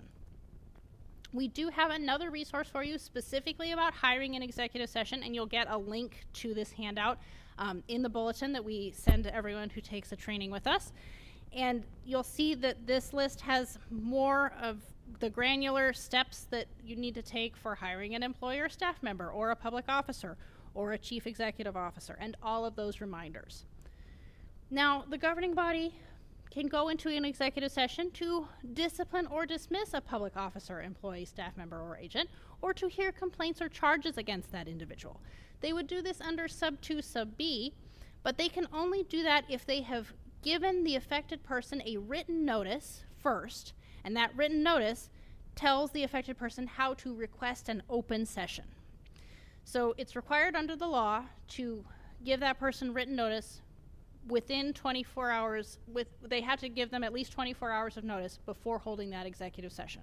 We'll talk more about what needs to be in that written notice in a minute, but there's another provision, sub 2 sub I, where similarly the governing body can meet to review and evaluate the job performance of a chief executive officer or other officers, employees, and staff, but they can only meet in executive session to do this if that person did not request an open hearing.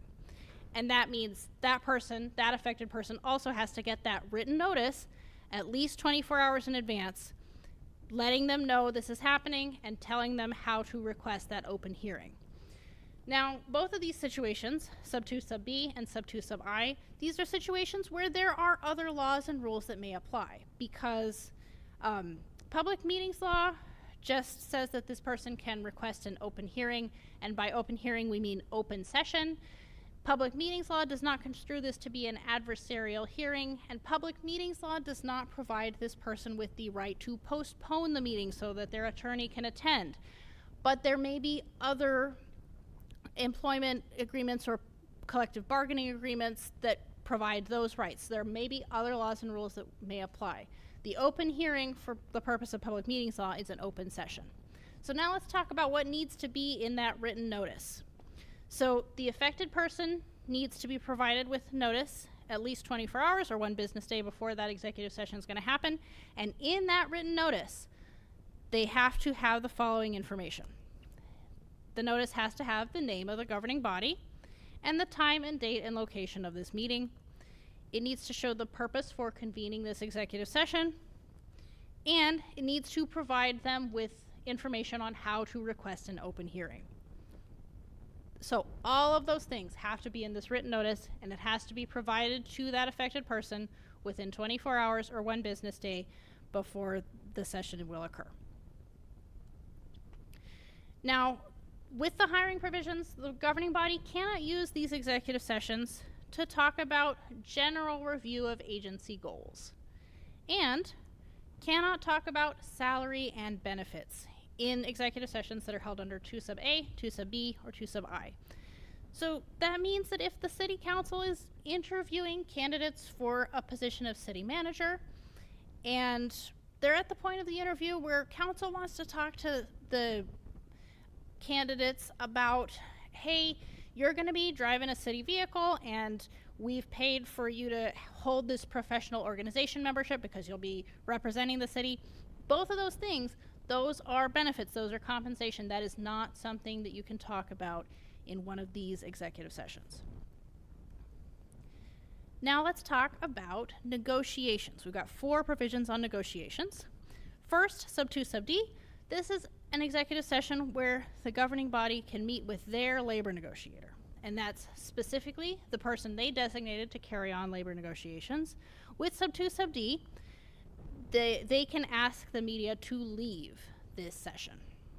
Now there's another provision regarding labor negotiations, and this is 192.660 sub 3. So it has its own subsection, and this provision says that labor consultations are to be held in an open meeting unless the negotiators for both sides, for the employees and the governing body, request that they be held in executive session. And executive sessions that are held under this provision are not subject to the noticing requirements that are elsewhere in public meetings law. Now, the governing body may meet in executive session to discuss the specific real property transactions with the person they designated to carry out those real property transactions. They do this under sub 2 sub E. Now, with the real property transactions, it needs to be the specific transactions, but it doesn't have to be just the purchase or sale of real property. It could also be the specific transaction of a long-term lease, for example. But this provision does not include the ability to have a discussion about the public body's long-term space needs or to talk about general policies regarding how you lease property and what are the kinds of leasing sites you're looking at. Now, it's got to be for those specific real property transactions, and you cannot accept an offer for a piece of property in an executive session because that would be that final action. You've got to take the final action in open session.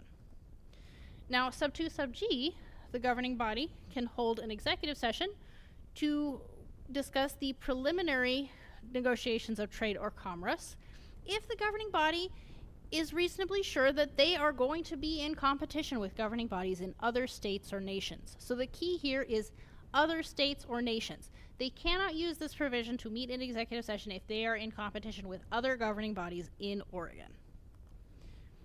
Now let's talk about security and safety. We've got some new provisions for security and safety, new as in 2023. Sub 2 sub K, talking about a school safety plan. This is limited to the safety of the school and talking about safety threats made toward a school. When it comes to security programs, this is sub 2 sub N, and this one has a lot of parts. And if you go to the law, if you go to 192.660 sub 2 sub N, you'll see that this covers discussion of nuclear powered thermal plants and nuclear installations and radioactive material transportation and the generation, storage, or transferring of electrical or hazardous substances, gas, petroleum, sewage, or water, and telecommunication systems. So security relating to all of these things would be an executive session under sub 2 sub N. But it still has to be specific to these systems, and it can be about data transmission. So there's a detailed list under sub 2 sub N, and you can see that on the handout as well. Cybersecurity, sub 2 sub P. This one is new in 2023, and it is to talk about cybersecurity infrastructure and responding to cybersecurity threats. with the security of the public body, this is sub 2, sub O, and this one has to be limited. You have to use it only to talk about the safety of the governing body and their staff and volunteers, and the security of the public body's facilities and meeting spaces. Now, those 4 categories, we've done our best to put together the provisions that governing bodies are most likely to use for executive sessions, but there are other ones, and your governing body may be using them. Those are gathered under the less frequent provisions, but they are still part of our handout. And if you see a provision on this reference guide and you'd like more information about it, and the meeting hasn't happened yet, you have a meeting coming up in the future where you're going to use one of these provisions, you want to know more about it, that's definitely a good time to send us an email. Now here's a note about the media. Media are generally allowed to attend executive sessions. There are only specific situations where you can ask the media to leave an executive session, and those are going to be when the governing body is in executive session with their labor negotiator under sub 2, sub D, or when they are talking about the expulsion of an elementary or secondary school student, so an executive session that is convened to discuss the expulsion of an elementary or secondary school student, or to discuss the confidential records of a student. Or in a situation under sub 2, sub H, where the media organization is party to litigation, or they are an employee or contractor of a media organization that is party to litigation under sub 2, sub H. Now, this is what the handout looks like. You can take a look at it, and you can take a look at it in more detail on our website. You will get a link to the PDF version of the handout. Now we're going to talk about a couple of common situations in executive sessions. And this is where we're going to talk a little bit more about conflicts of interest in a minute. The 2 situations we're going to talk about, first, how to respond to an unauthorized discussion that happens in an executive session, and then something about how to handle your conflicts of interest. So first, what happens if you're in the executive session, you are discussing things with your governing body, you know you've gone into executive session to talk about particular items as they've been cited, and the discussion is going out of scope of what is cited. What do you do? Well, first, you need to state your objection to this unauthorized discussion and try to get your governing body back on track. Teamwork. Get back onto the topic that this executive session was convened for. But if that does not work and the conversation continues on the unauthorized topics, you need to remember that as a governing body member, you're individually responsible for making sure the public meetings law is being followed.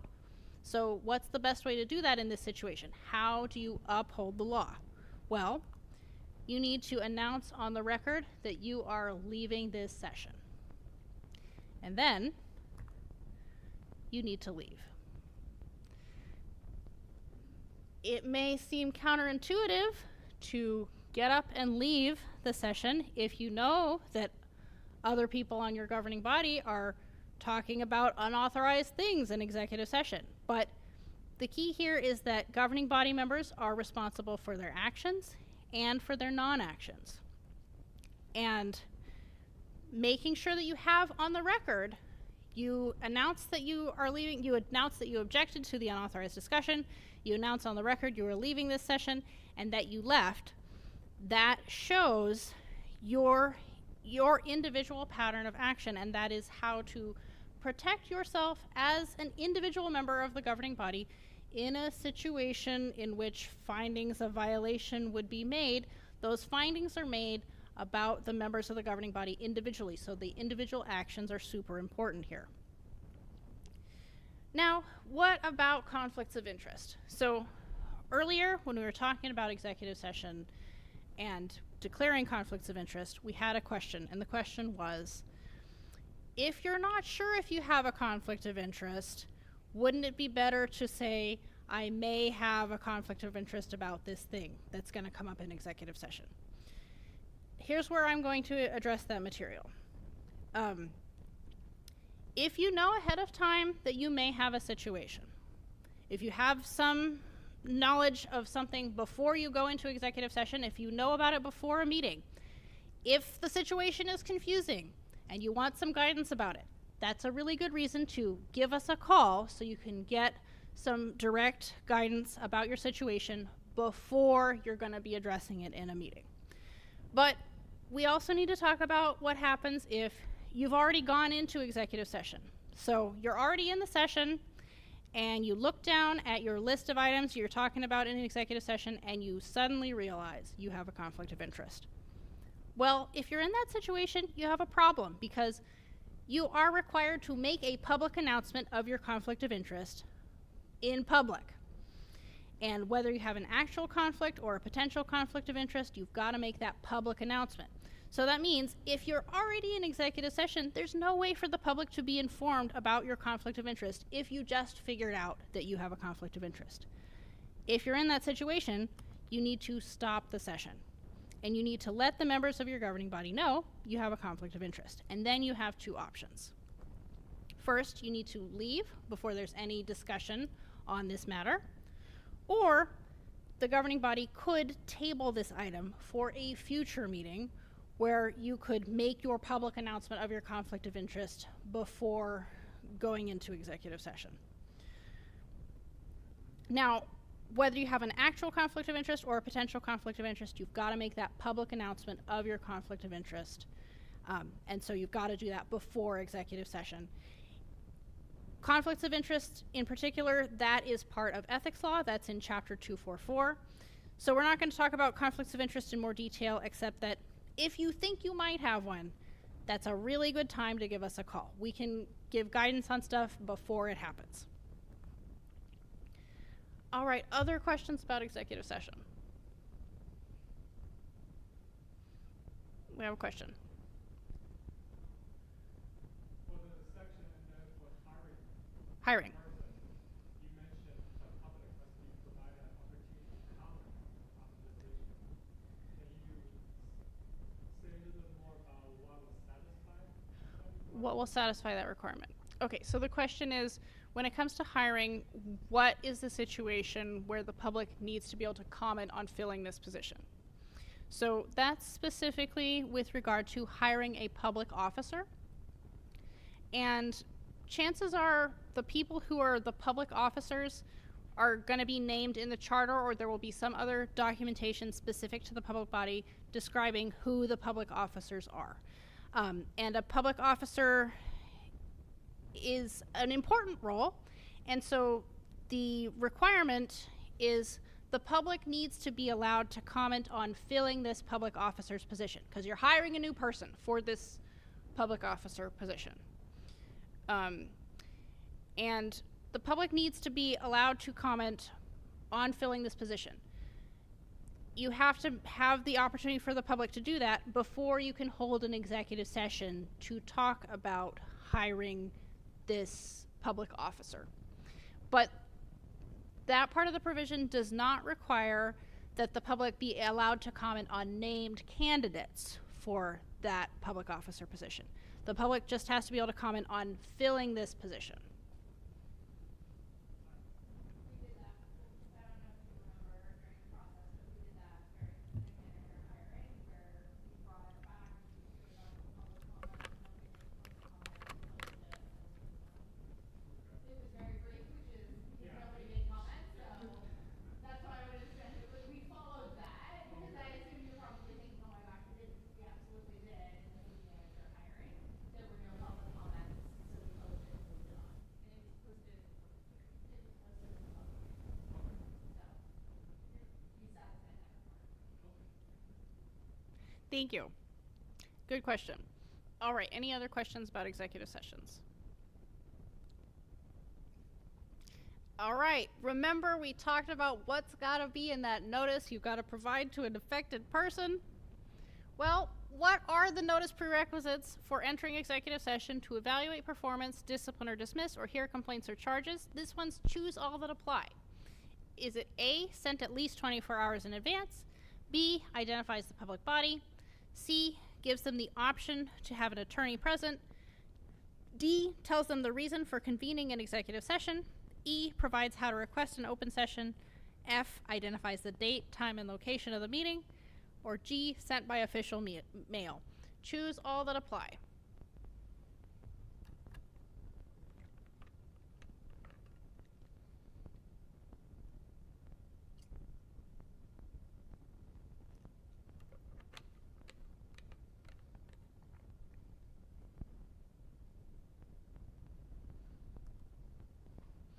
Excellent. I am very happy to see we are in consensus that you don't have to send it to them by official mail.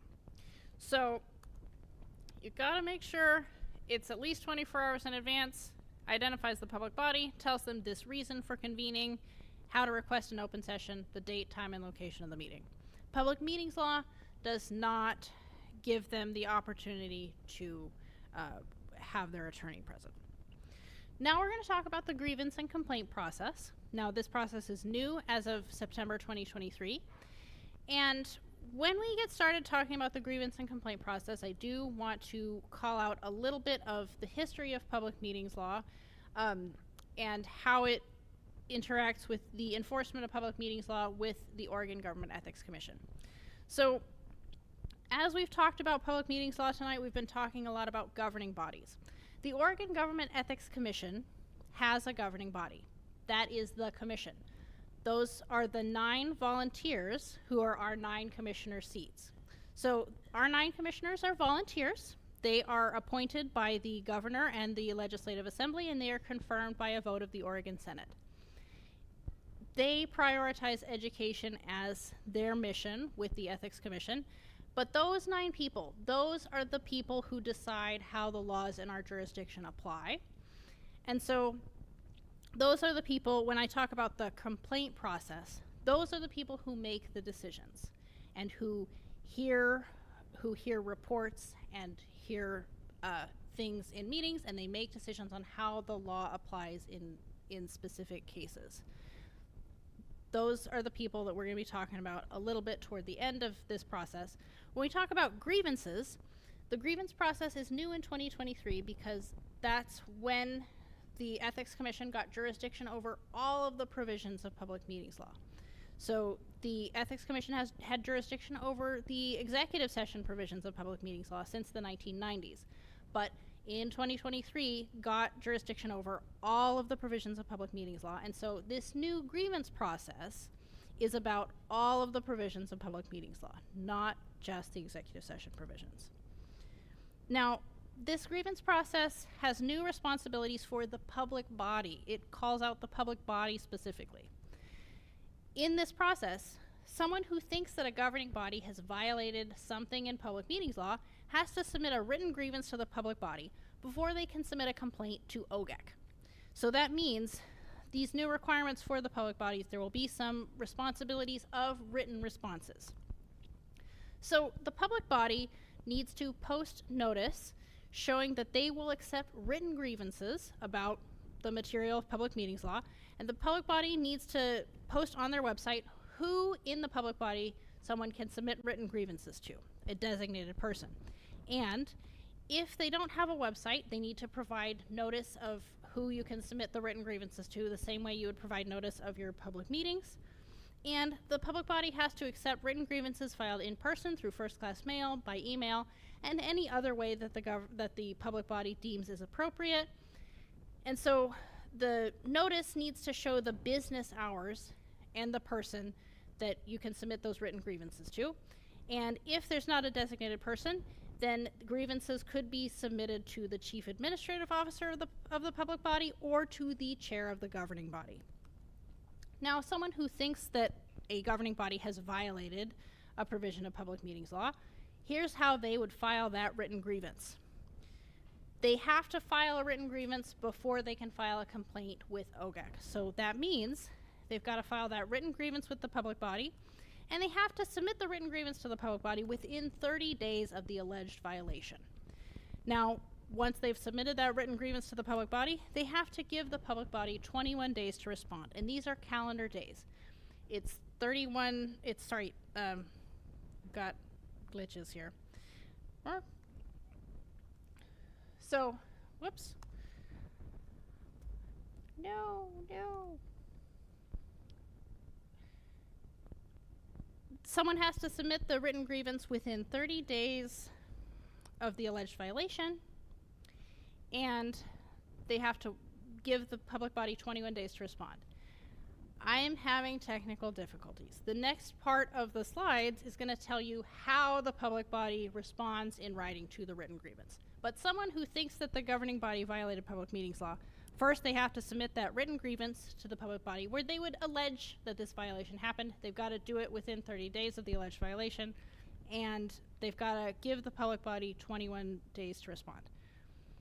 Hopefully, my computer comes back online in a minute.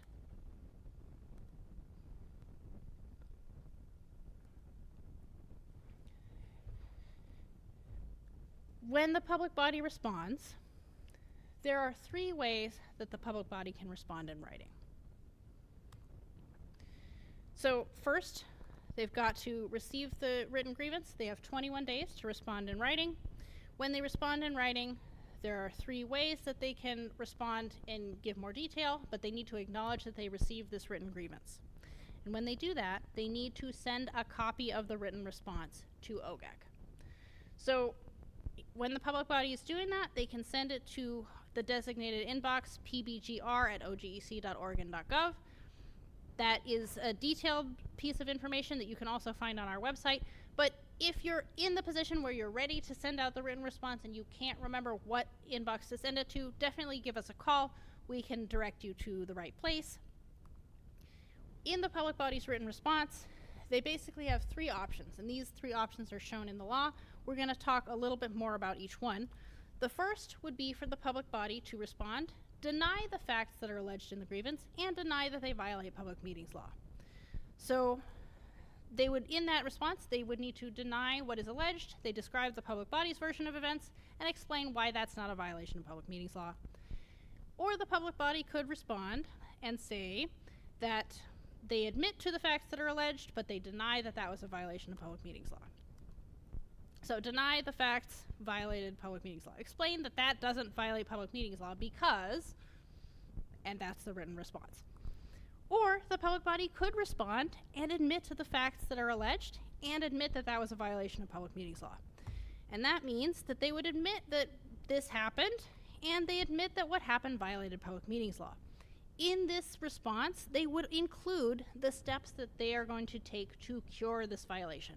Whether that means that they rescind a decision that was taken by the governing body, or that means they hold a regularly noticed meeting within 45 days of the original decision in which they acknowledge that it violated public meetings law, but there is a good reason not to rescind this decision by the governing body, and here's all the ways that we are changing our practices to make sure that there are no further violations of public meetings law on this topic. Now, however the public body responds in writing, once that written grievance has come through and that response has come through, that process has been followed, then that person can submit a complaint with OGEC. Now, in order for someone to file a complaint with OGEC, first they have to have gone through all that written grievance process with the public body. And when they file a complaint with OGEC, they are required to provide documentation. So after they've waited that 21 days, they can submit a complaint with OGEC. So they can provide the documentation. They have to provide their written grievance to OGEC, and they have to provide a copy of the public body's written response. And that's where they would provide the public body's response, or they would affirm that they did not receive a response in 21 days. So that's also why it's important for the public body to send a copy to OGEC. Now, this is the mandatory prerequisite before someone can file a complaint with us. If someone files a complaint alleging there's been a violation of public meetings law to OGEC and they don't include this documentation, it is in the law that that complaint will be dismissed. Now, at the complaint stage with OGEC, this is where I was talking about our governing body, those 9 people. They are volunteers, and they decide how the law is going to apply. They make individual determinations on the cases that are brought before them, and we don't accept any anonymous complaints. All complaints have to be signed. And then material that comes before the Ethics Commission, a case would be opened for public meetings law on every member of the governing body in preliminary review. And then the commission would decide what to do with that information. And so the cases may be consolidated at that stage, and the commission may decide on the basis of those individual determinations whether to move something to investigation or to dismiss it at certain points. But it is those 9 people who would make those determinations, and they are the ones who would make a finding. If they were to make a finding of violation at the end of the process, they are the only ones who would do that, and so they would determine sanctions. And we'll talk a little more about sanctions next, but other general questions we could talk about here. Probably keeping it short though, because we're almost to the end. We're almost to the end. But any pressing questions about the grievance process? All right. So, what about that grievance? Your public body has received a public meetings law grievance. What is your public body required to do? Is it A, the public body is not required to do anything, it's the governing body's responsibility? B, the public body needs to respond to the grievance within 21 days? Or C, the public body needs to respond to the grievance within 21 days and send a copy to OGEC?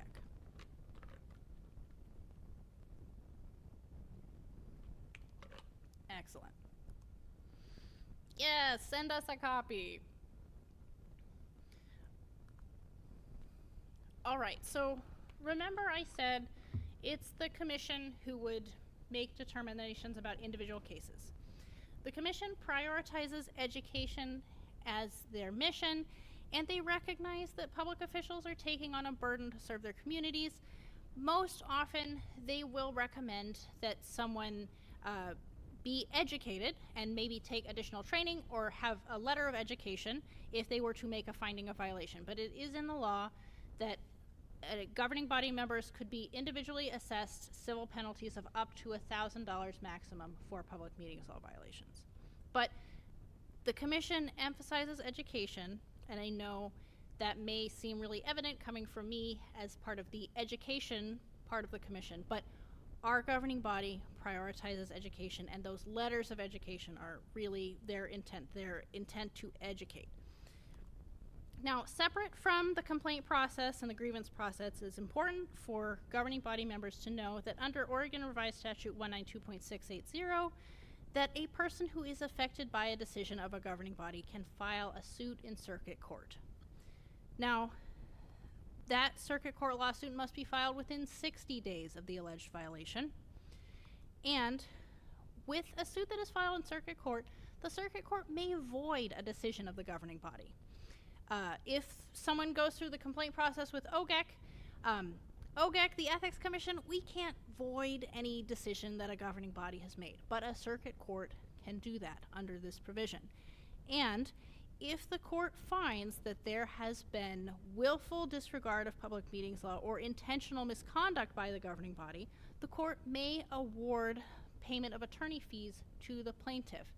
And that could mean that the members of the governing body would be liable to pay the governing body or the public body for the amount that is paid. So before it gets to that point, we can give advice about things that haven't happened yet. And written advice from the Ethics Commission comes with different kinds of safe harbor protections. So if you have a complicated situation coming up, that's a good time to ask us for advice and to ask for written advice. I will also note that right now it is the Statement of Economic Interest season, and so we are busy. It is good to reach out in advance when you can to get advice from us, and we strive to be a resource for you. We're open Monday through Friday, 8 a.m. to 5 p.m. Here's what it says in the law about the training requirement. It says that governing body members of a governing body with expenditures of more than $1 million in the fiscal year are to attend or view training once per term of office. Now, all of you who are in this room tonight, you have participated in the polls. You have met this training requirement by being here tonight. In a minute, I'm going to let you know the emails that you're going to get from us with that certificate. Now, the law says that it recommends anyone who serves on a governing body in Oregon should take this training. It's helpful to know what you're responsible for as a governing body member, but the training requirement is for members of governing bodies that have expenditures of more than $1 million in a fiscal year. and it's for once per term of office. Now, if you serve on multiple governing bodies at the same time, and you're going to a training, and you have both of those terms of office happening at the same time, that one training can count for both of those positions. All right. So now we have gone through so much information tonight, almost too much information to carry on one computer. And we've gone through all of our definitions, all of our administrative provisions, the enforcement, the grievance process. You have completed this training. I do have a couple of polls left for you, and if you have any more questions for me, you're welcome to ask them. I've got business cards. Let me know, choose all that apply. What are the resources that are available to analyze if a governing body follows the provisions of public meetings law? You can choose all that apply. A, OGEC. B, the Attorney General's Public Records and Meetings Manual. C, your governing body's council. D, your association. Or E, none, you're on your own. Excellent, thank you. Excellent. Good job using your resources. This one is completely confidential, and little bars will not pop up after this training. How confident do you feel in your knowledge to follow public meetings law? Is it A, confident, B, is it A, very confident, B, confident, and so on and so on? You can choose F if you want. I will not see those results. Thank you very much. Here's how you're going to get proof you took this training. So you signed up with me, you provided your name and your email address.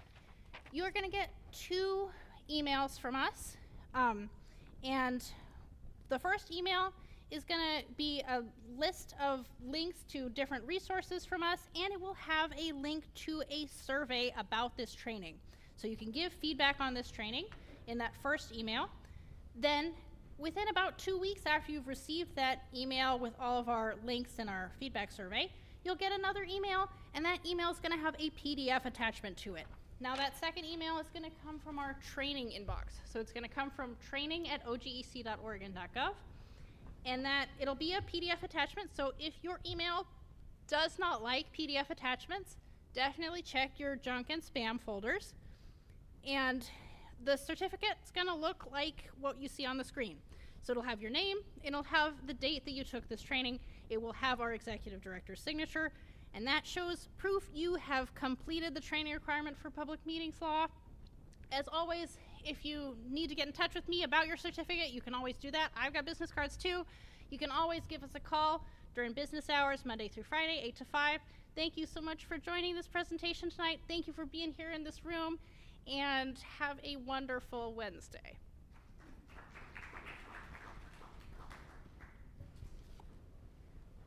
I need a motion to adjourn. Moved. Second. All of those in favor of adjourning, please say aye.